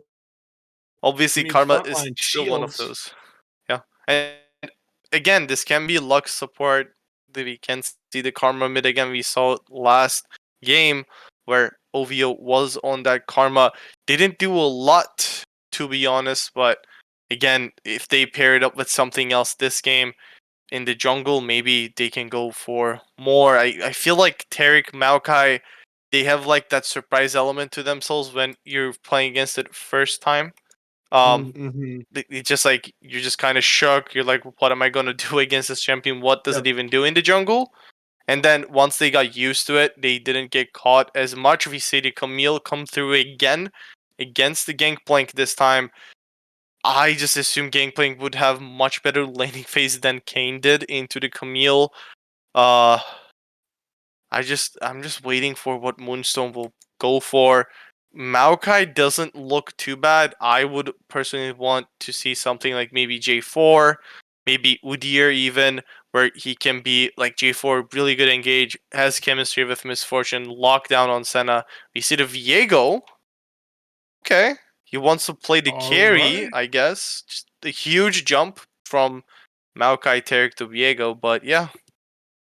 Yeah, I mean, definitely a huge change here for PP Gaoshu going into Game 5. You know, relying when it really matters on something that's much more of sort of this carry angle, like you had mentioned, Sultan. And you had even said earlier in the series that that is sort of the normal MO of this player, and the jungle does tend to like, sort of those carry-oriented junglers. So it was a little bit of a step back from what we're used to seeing the Tarek as well as the Maokai in games 1 to 4. But we're going to get back to sort of, back to basics here in Game 5. A lot of times teams talk about it in Game 5 drafts, picking what's comfortable. And I think it looks like probably both teams have really managed to do that here with the top side from KFC being a repeat from last game. So, you know, the Game 5 late game scaling, you do always want to make sure that you have some late game scaling in Game 5 so that there's never a point where you're just sort of, pushed out of the game by stalling. And so, there's a lot of things already on Moonstone, honestly, that provide that, but we all know about Viego and that 1v5 potential, or 1v9 potential that he can have, once he does get multiple points in his ultimate, gets rolling a bit. Yeah, and I think this team comp is also really good just to play around Viego. Double Yep. Enchanter again, although Lux tends to go full AP, the shielding is always there, the brutes are always there. And all they need is to like just get this Viego going with one reset. And that's what Yep. you can get. One root on to anyone almost. And a Muffled comes on top, the final spark comes on top, and Viego just finishes it with his own ultimate if those two are not enough. And that's just a reset. And almost any reset that he's going to get this game, especially in the front line, will be Oh massive. yeah. The Camille, the Wukong, the Tom Kench, all of them have some sort of re-engage tools for Viego to just keep it going after the initial reset. And that's what they're gonna look to play for. It's, I feel like, just much easier to play. Yes, if the laning phases go as bad as they did last time, it will be problematic, but this time they have champions that do better in these specific matchups. I feel like MF Karma will do much better than Jinx Janna. Is same point is also for GP versus Camille. It's just gonna come down to if Moonstone can get these resets in these team fights and not go down in the laning phase, and KFC will just look to not give those opportunities and get this victory ahead to a point where team fights will be over by the time that Viego can even look for a reset. And it is going to be up to the rest of Moonstone to set up these fights for PP Gaoshu, who has been, setting things up for everyone else pretty much all series long. Will it be his turn to get the taste of a little bit of blood? We will see. We are going to go into our spectator delay, but when we come back, we will have game number 5 of Moonstone Gaming against the KFZ Wicked Zingers. Can the KFZ Wicked Zingers complete the reverse sweep, or will Moonstone Gaming move on once again by the skin of their teeth? We'll find out in just a few minutes when we're back.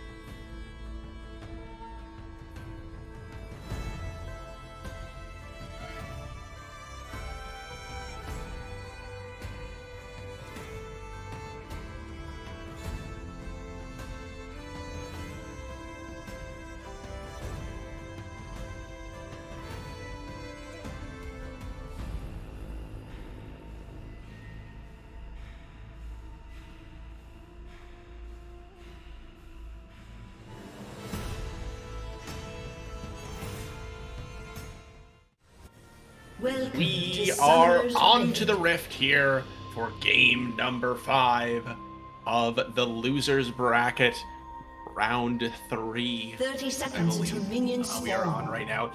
The winner of this matchup, if I'm not mistaken, will go on to face MNG Raijin Storm in the next round of the losers bracket, and the loser, of course, will be doomed to an eternity of death in the CCS this particular split. We I got personally know it really well. more boring level 1. Notably with the summoner spells, the only thing I'm looking at is here Viego taking the Ghost. I know Ghost is just a lot more popular kind of across the board, but interesting to see him pick that one up. But it does make a lot of sense as far as, you know, like you talked about, Sultan, getting, you know, kind of wanting to get into that fight, get that first reset, and then kind of move throughout the fight after that. Yeah. After that first strike. Oh, the ward was not able to be Feels picked bad. up by Perky, but yeah, especially on Viego where it's a champion, you get to reset Ghost resets with his resets as well, so it just keeps him going in the team fight. I think that's probably the biggest reason. He also took it almost every single game, if I'm not wrong. He hasn't taken Flash a single time this year. Yeah, true. So, knowing that, I mean, he just favors the just summoner spell much more, I would just assume. He's just a Flash hater. Well, and there's not, I mean, I will say at least like with Viego, like you can obviously flash to extend your W, but there's not like super insane critical flash combos like with the champion Yeah. in particular. So, and he does have, you know, gap close, like, you know, instant gap close as well with the ult. So, up into the top lane, King Mike once again looking comfortable on this Camille, although it's only level 1 and we know how much things can change up here. And just as I say that, I'm going to cast our Kirsten. He does hit level 2 though. Yeah, and Slumberpig kind of needs to be careful. King Mike again running the Ignite TP in that top lane. This time Slumberpig running the Flash, so kind of just needs to be careful. If he gets solo killed, burns the TP early on, he is going to be really vulnerable to the ganks, and we saw it happen to King Mike. We saw it happen to Slumberpig last game. When you go down in CS and EXP in the side lane, that's just really the last thing you want. You can give a kill, but don't go back and down in EXP. And yeah, and there's been kind of both top laners have lived both situations here, but here's a run into Cade. Does look maybe a little bit caught out, but there is going to be the Victor. Gravity will to zone the enemy team away, and he is able to use the W to get over the wall. So not too big of a deal, but an interesting early roam, presumably to secure the scuttle crab here from the bot lane of Moonstone Gaming on behalf of their jungler, I should say. They don't lose. Doesn't look like they end up losing. You also out. see PP Gaoshu invading here?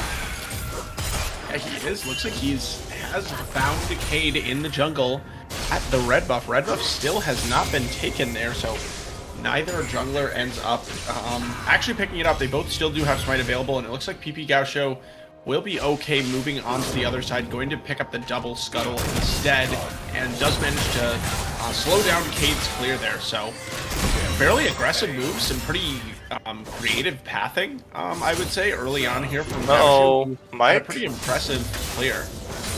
King Mike, though, Realizes the threat. yeah, well, he's learned. Does he? Proud of him. Okay. Yeah. If he wants, Gaoshu can look for the Gromp from Cade, but he's probably just not gonna go for it here. If Cade shows, Now we are having some a little bit of fighting here in this bot lane. We saw how Vexrax in game number 2, or rather, I don't remember one of the games, a couple of the games, 3 and 4, I want to say, has been really, really strong on this Tahm Kench. Particularly has been really strong on those engages, which MF is certainly vulnerable to, for sure. Even with the speed boost from Karma, immobile champion as far as doesn't have any kind of dashes. So we'll see if those can continue to come through this game, because they were really, really crucial for some of their engages in the last one. And we are having kind of a little bit of a resident sleeper lane phase, I guess we could say, here early on. Makes sense. I think in a lot of these game vibes, players are a lot less willing to go for the all-in. They don't want to be the one who loses the game for their team at 5 minutes in. Yeah, but we see that the CS lead is again building up for Slumber Pig. Just really, just pilots the GP really well. Just in that Irelia game specifically, a few misplays kind of doomed himself in that side lane. But into the Camille, it should be much better. Maybe I would just advise if I were to just go for the Triforce. I feel like, yes, the full crit build is good. I feel like Triforce gives you a little bit better side laning. Just, you can still go full crit with it, but like, it delays your crit scaling, but it gives you much safer laning with that. So, I feel like into the Camille, where we saw how explosive it can be right after the Divine Sunder being finished, maybe the Triforce would help him with that. But he is also running the first strike. He is just saying, I'm gonna one-shot these guys, so can't do much there. To be fair, based on past events, he was able to one-shot some guys in game 1. But with that being said, didn't look quite as good later on in the series, so it's really a question of whether or not they can turn it around. And I mean, we are already dinging level 6 here in the solo lanes, so GP will be able to assist his team globally with that one. Pretty nice in these trades as well at the moment, and Lux as well, getting that level 6. So the dragon, it looks like, will be picked up here from Moonstone. 7 minutes in, first dragon, not too slow. And we know how big of a factor these souls have been throughout the series. So nice for Moonstone to kind of get that one rolling. They're going to want to have that in their back pocket. Like, awkward info about series, I guess. There's a bunch, but red side always won. The team who picked up the first dragon always won. Red side was always the side who picked up the dragon first. It was like, it's just a bunch of awkward, I guess, infos here. Oh? He's going to end up getting caught out, but will be able to sort of the flash available, and now it is the turnaround. TP Gaoshu here is leading the charge, but he is also going to get rooted up. Perky the Parrot. Nothing comes out of it, really. Yeah, Perky the Parrot going to be able to keep his team safe, even though Vextrax got pretty low. Vextrax notably 2 levels up right now on the lane partner here on this farming Tom Kench. I don't think dive is a good idea. Trying to get the speed boost. They are able to zone them off quite a bit of, XP at the moment, so this is pretty annoying. But now in the mid lane, King dropping that Chaos turn. He's going to chunk out Ovo, who likely will have to go back to the base. Maybe not, though. Lux, she still does have the ultimate. Yeah, and 8 minutes in, we see already close to 1,000 gold lead shape up in this game. Mainly from this GP's CS lead in the top side. Plus, as I said, GP's Q's provides him extra gold with every single minion that he's able to kill with the parley, but we have the gank into the top lane. There's going to be King Mike getting that Hextech ultimatum down. Cade gonna drop his ultimate as well. Not really even sure if it was needed because Slumber Pig did not have anywhere to go. Not even going to be utilizing the flash. And 9 minutes into the game, it is just going to be the first kill, first blood there. Kill credit does go over to Cade at the Wukong. Yeah, man. It definitely helps. Cade has been really proficient on the Wukong for the last 3 games in a row. He's been getting some good engages, good ganks in. Also really hard to deal with the Wukong. He can jump over walls, get into invis, knock you up a few times, so kind of hard to deal with. Here's PP Gaoshu though. We're still waiting for this Viego to really make something happen. He's going to use the ultimate onto Earl King. Interesting use of the combo there, but Earl King is able to walk it out in the end. Well, flash it out, really. But the next time, there will not be a flash available on this Victor, who is immobile otherwise. I thought he would at least save his ultimate, so that maybe he would follow it when Earl King flashed. He tried to just get away from the stun of the gravity field with the Unstoppable from Viego's ultimate. Heartbreaker sometimes is a broken ultimate, not there though, not enough to finish out the kill, but the fact that Cade picked up the kill, it doesn't really help Mike in the sideline, yes, there's some good trading coming through, but when Slumber has his barrels placed down on himself, I don't think Mike will have a lot of damage threat towards him. We're seeing as well Essence River being that cheap item it is, already being completed, while King Mike still has some way to finish to complete that Divine Thunder. Remember last game, we had a lot of concerns regarding the top lane just because of the way that Pain did fall off, or not even fall off as much as kind of never seemed to get started, at least in the 1v1 against the Camille. But with Slumber Pig on the GP this time, you know, it is of course going to have that scaling element to it. So Moonstone, you know, they don't need to be that concerned. Slumber Pig isn't going to find himself in that circumstance that he did previously. Instead, he'll be going for solo kills. King Mike is not even going to be connecting his hook shot onto the wall. Mechanical misplay or not, it might have been a kill either way, but that makes it easy for Slumber Pig as he picks up the 1v1 kill. And he's up 28 CS, he's up a kill, he's got his gangplank. Now PP Gaucho is into the mid bottom lane. They are not done yet. LNN with a beautiful make it rain over the top. And Vexrax will be able to stay alive, but a really nice pick there. Gonna be taken down there by LNN, claiming the credit. Yeah, and this time, although the team comp that Wicked Zingers went for is almost identical, it is not from the side of Moonstone. They have much more playmaking in them, so in their team comp, much more damage potential early on, especially at level 6. And we're already seeing it happen mid lane.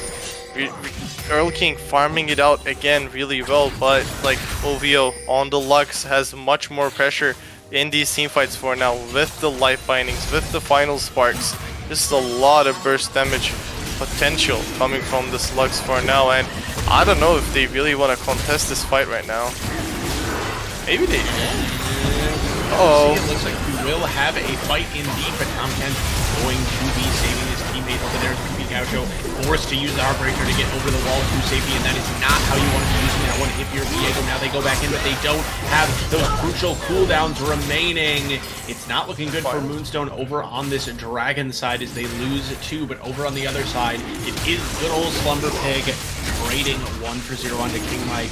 You know, it does make it, you know, it does make up for it a little bit, but it will also be this Dragon picked up on the backside. So all in all, a win for sure for Moonstone Gaming, but you might start to get, or rather for KFC Wicked Zingers, but you might start to get a little bit nervous about the top lane if you are the Kentucky Fried Chicken. They tried to go towards Vexrax and Perky. The Wicked Zingers squad was a little split up there. But again, the power of Devour and Tom Kench, it's just so hard to really get on top of a single person, especially when it's the Senna. He just eats him, runs away, and then Cade and Earl King comes from the side, collapses on with the Cyclone Chaos Storm. Not much space left when LNN also doesn't have the bullet time ready to use in that team fight. They will probably be getting this first turret in topside soon. There's still a 1000 gold lead in favor of Moonstone, but 2k gold lead for Slumber in the topside is just critical for them. 2k gold lead at 14 minutes. There's a 2k gold lead for an entire team at 14 minutes. Damn. Big barrel through, you know. Oh, and he's gonna go for the 1v2. King Mike was doing it before Slumber Pig says, I can do that too. Remember when I did it on Graves? I can do it on GP as well, but Turkey the Parrot will end up picking up the last hit, and all for love, and not going to have enough damage to finish off Cade. So, but look good at first. Devour doesn't come to fruition, as the Devour is going to keep Cade safe yet again. So, coming out of that with a little bit of a bad taste in their mouth for Moonstone Gaming, looking a lot better off the bat than it ended up being. Yeah, it was a 2-4-1 plus the shutdown of Gangplank going over to Senna as well. this Wukong is just, Cade has been really good on this Wukong pick. Just, he's always there when he needs to be, using these cyclones to probably the utmost efficiency, and just making sure that the side of Moonstone doesn't get to play however they want to. The first third goes down, but there was no one to really pick up that local gold, so no one will really get that huge infusion of gold for themselves. Diego is finished his Bork. Probably I would assume him to go for the Frostfire build. It is more common these days. Really tanky, still has a lot of DPS, has that survivability for him to get these resets in. The biggest power spike that they're waiting on is Elenin's 2-item power spike with fully stacked Menemune and probably the Eclipse as well. You know, going back to something you had mentioned, just how good Cade has been on this Wukong, and for those of you who are who joined us late, remember Cade coming in as a sub here. Shady Gecko, normally the starting jungler for this KFC Wicked Zingers squad, but wasn't available tonight. Cade coming in, and it's not like he's been hard carrying every single game, but honestly, even more impressive than that in a way is fighting really well with his teammates and coordinating on these team fights that have really enabled them to take back this series after a rough start of O2. So, shout out to him for coming in as a sub and having that level. Yeah. And with that being said, we are moving towards the next dragon fight in 1 minute and 10 seconds. The vision seems to be a little bit in favor of Wicked Zingers for now, but Lenin and All for Love is there to clear the vision. He missed out on one of the wards. Making it really close. It looks like he should be able to take this one down. And he flips the fight into his own direction. Still a 3,300 3,300 gold is the difference still after the kill between these two top laners.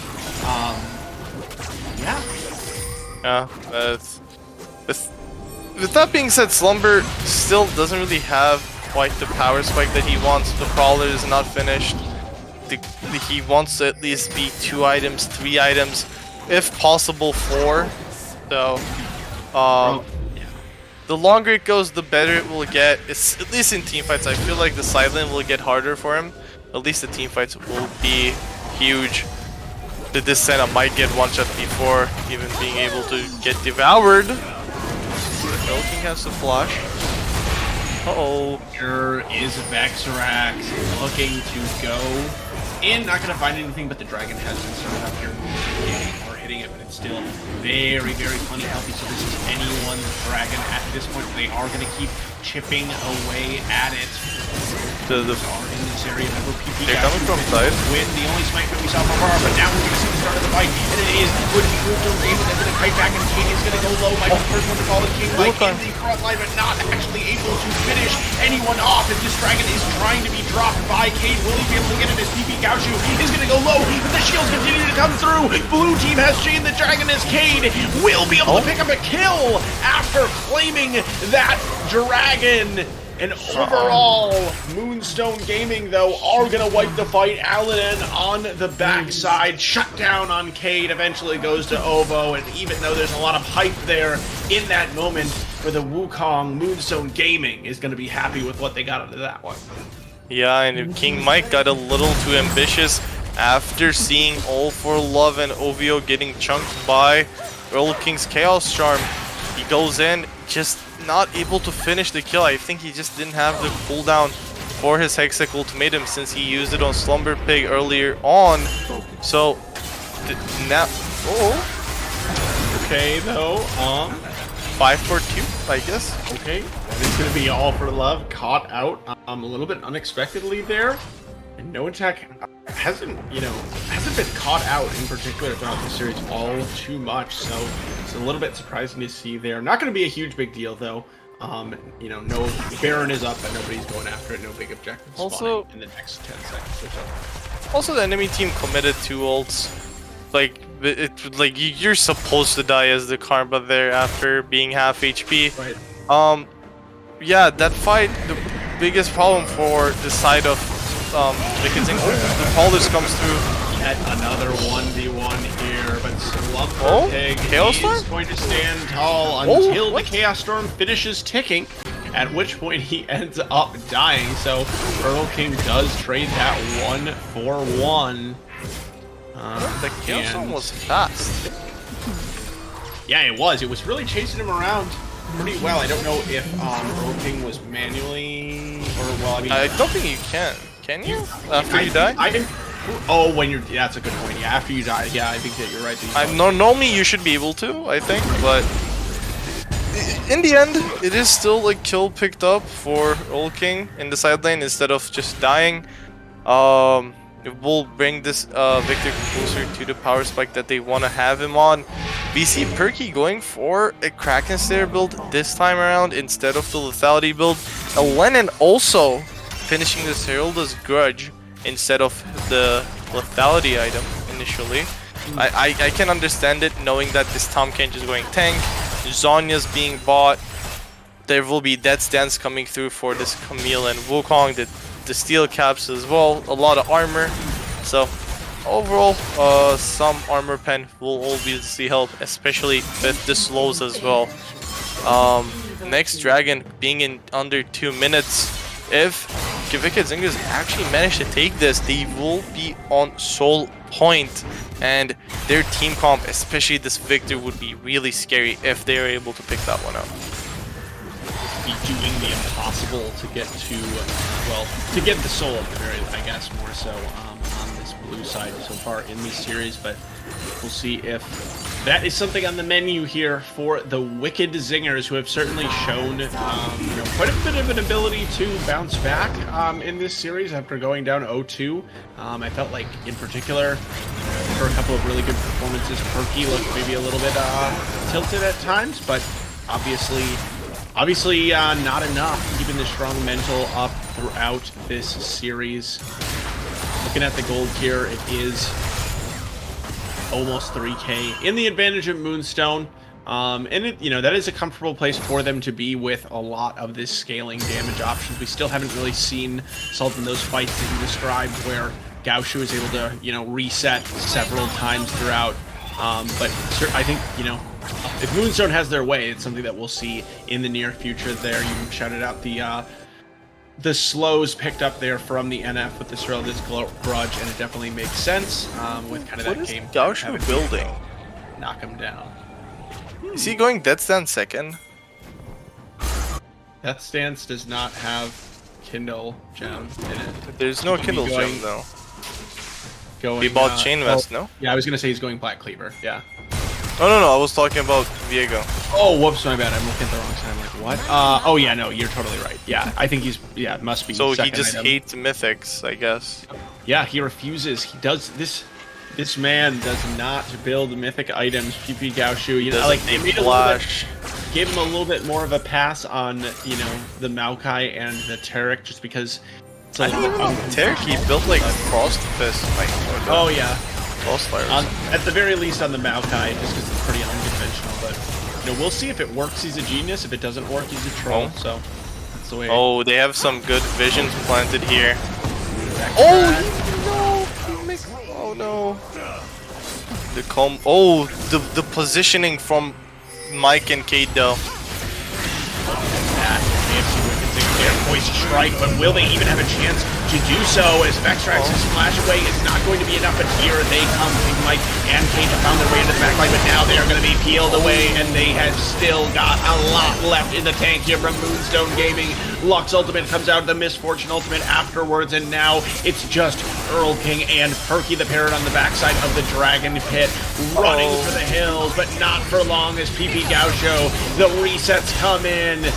Another one, because why not? And now we're going to get the Dragons tied at 2, but the gold is going to swing in further on the side of Moonstone Gaming, and crucially, we finally see the Viego start to pick up some of the coins that he needs in that fight to really play the role that he is meant to in this team comp. And Vextrax, I think he just was focused on the saving like Perky a little bit too much that he forgot that he is also really squishy. Yes, he does have Frostbite, he does have Anathemas, but those are mainly HP items. When you look at the resistances, he doesn't actually have that much. He's 130 armor, 80 MR with them like Ludens plus Shadow Flame plus Sword Shoes. That's a lot of pen coming from OVO, and on the Elenin side there's already a finished Grudge, so it's just not big deal for them to go through that Tom Kench, knowing that also Slumber Pig having too much lethality plus armor pen on the barrels, that no one is really tanky for the side of Moonstone's team comp. No tank is tanky enough. So for the time being, these team fights, Vexrax needs to be careful, because if he dies, if that reset comes through for Gaucho, it's also still big, because being able to knock up people, being able to receive so much damage and tank it will be crucial. Well, we'll have to flash out here. It was Death Dance by Cade, and yep, we do see the Death Dance, so we'll see third item here from Gaucho, as he hits a nice stun there, landed on Perky the Parrot, but not going to be able to fully commit to going in on that one quite yet. Uh-oh. Earl King is in the side lane trying to match Slumber Pig, and will be Earl King being slowed up, and now here's PP Gaucho. Doesn't even need to use the ultimate. Will pick up that Victor body for a moment here. I feel like without Mike, not Mike, without Earl King, can't even defend. The Parrot, though, stepping up just a little bit too far, disrespecting this MF who does have so much damage, but now Slumber Pig is going to be the one caught out, able to flash onto the backline and stay alive. And PP Gaucho not able to get the reset because of a nice save by Vexrax, but here we go. They're onto the Tom Kent. He doesn't have his ultimate available, and he is going to go down. There's the reset for the Viego, and there's Kings onto the Baron. They are headed in that direction. Cade wants something to say about it, but might end up just throwing his team into the dumpster as a result, as he will be taken down. And you know what's even easier than killing Baron? Killing Baron against a team with no jungler. And that's what's going to happen right now. Earl King does have his ultimate, does have TP. They want to maybe contest. There's also the Dawn of Shadows, so there are some ultimates that might be troublesome, but he will not even look that way. This GP is 13k gold, super fed, 4 items completed. You also see Leandri is being bought for a Lenin as well, so the armor that's being bought, there was already Grudge, but again, there's no MR on this side of Wicked Zingers, so this Leandri actually makes a lot of sense for a Lenin. So much more damage will be coming to much more DPS and burn, and it's just looking scary. It's just the amount of damage that Moonstone's team comp will provide. Can Wicked Zingers survive? The Baron is so powerful on this Moonstone Gaming roster. Does allow them to even enhance their siege abilities here. Between, already with the Lux, it allows them to just kind of siege and fish for these Lux bindings. But Vexrax, he wants to try to maybe disrupt some of this sieging. There we go. Careful. Miscommunication. Perky.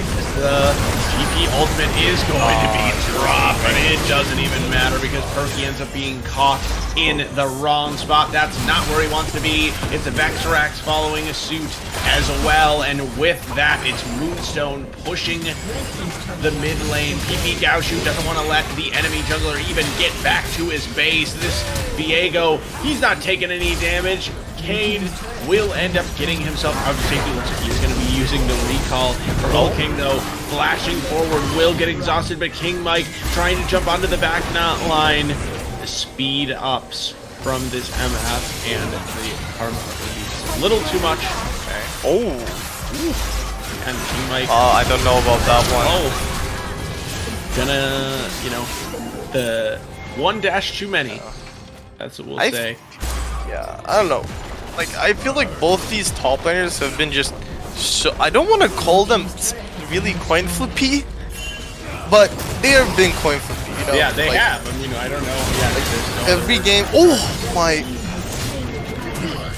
They have been just very, very willing to fight here. And speaking of willing to fight, Slumber Pig does find one kill in the 1v3. You know, isolated by itself, I would say not worth it. And it doesn't look like Moonstone is going to be able to capitalize on the 3v5 at the moment. They're just going to go back with the Baron. They have lots of gold to spend, so, you know, not a huge big deal, but does end up getting caught out.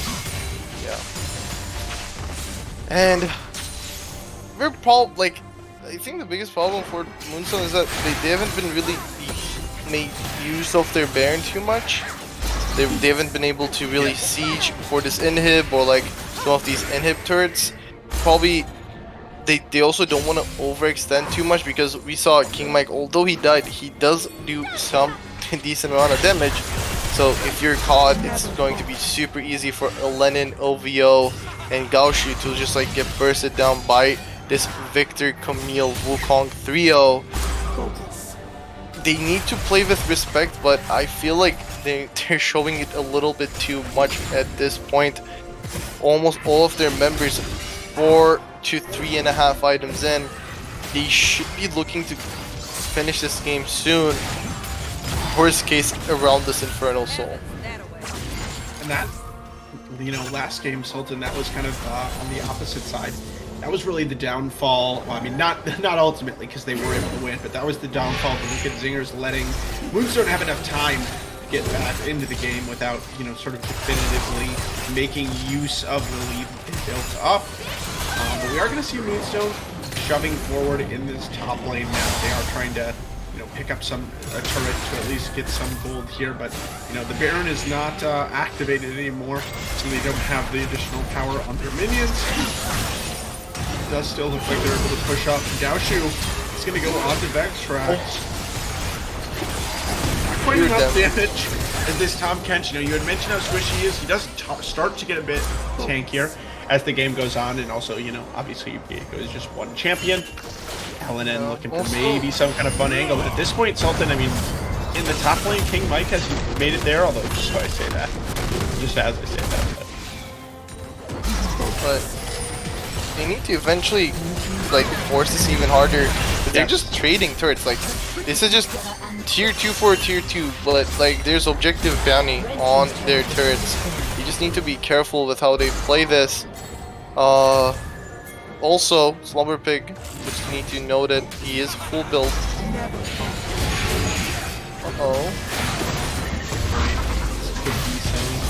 They're losing inhib turrets. The moments that matter, and yeah, we gotta have some kind of commitment, some kind of decision.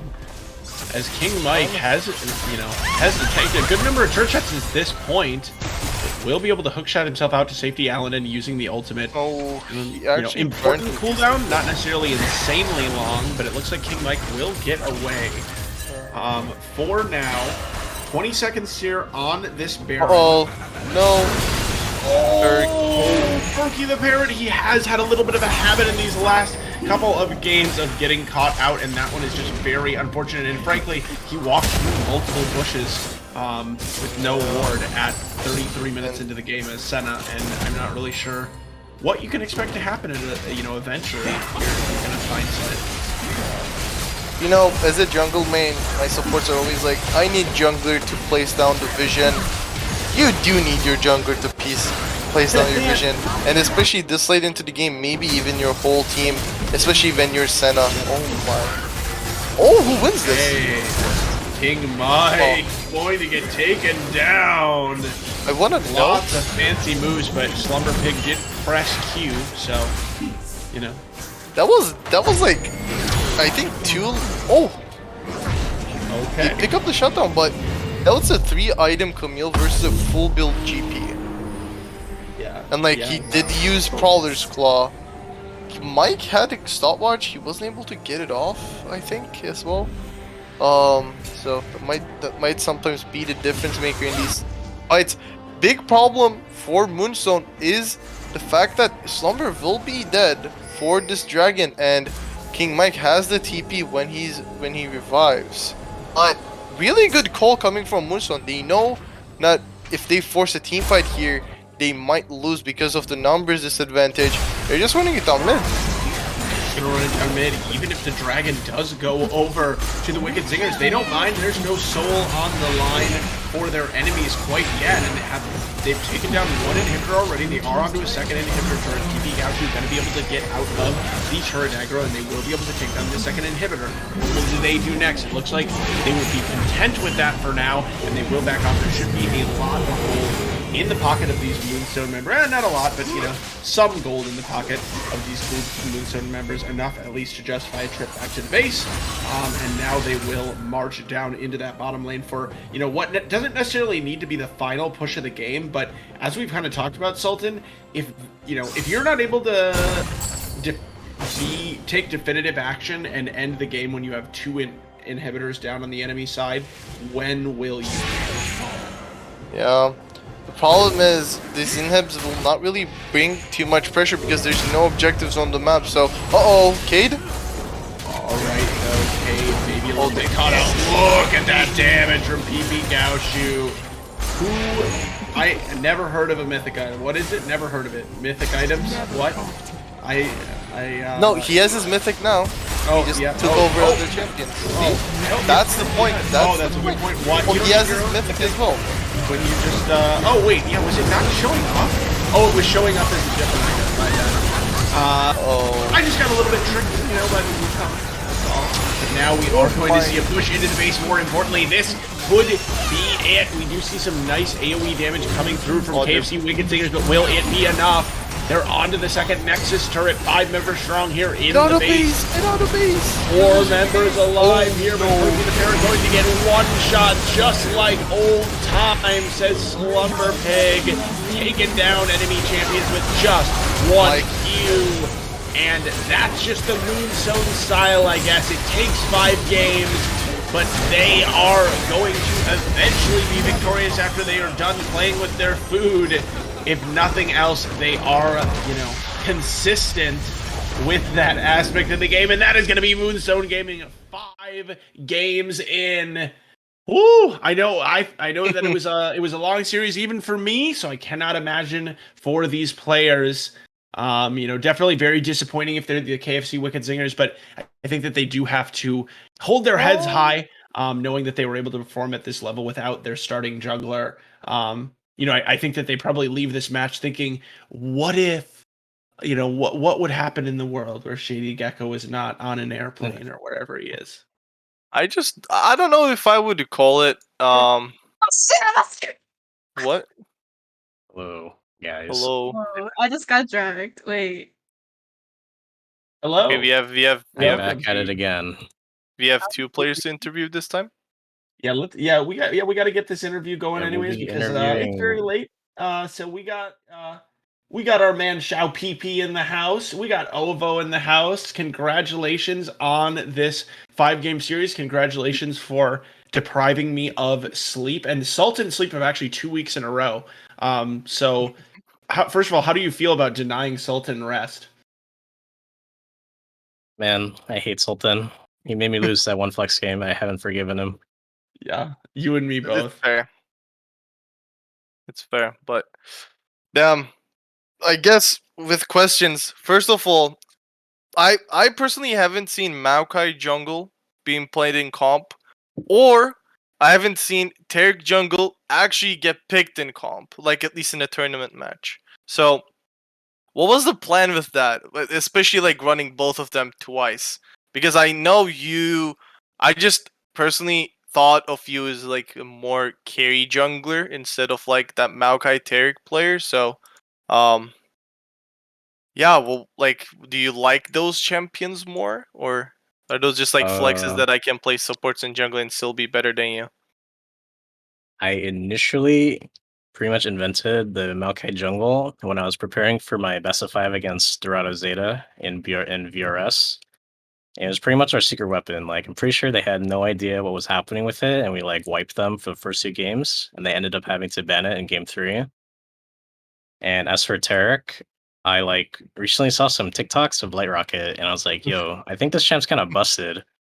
So I played like 10 games of it in solo queue, and you just like run around, you heal your teammates, and you can like 1v1 pretty much any jungler. It's so funny. Yeah. And overall in the series, there was like, I guess both series last week and this, you guys just love to go to game fives.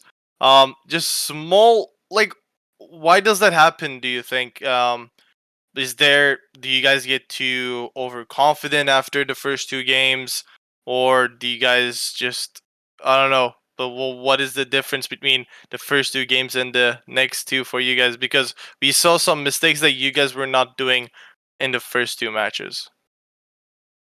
I think by the time game 3 came, Cade just ended up like just fucking going psycho mode and setting up the camp top like an absolute animal.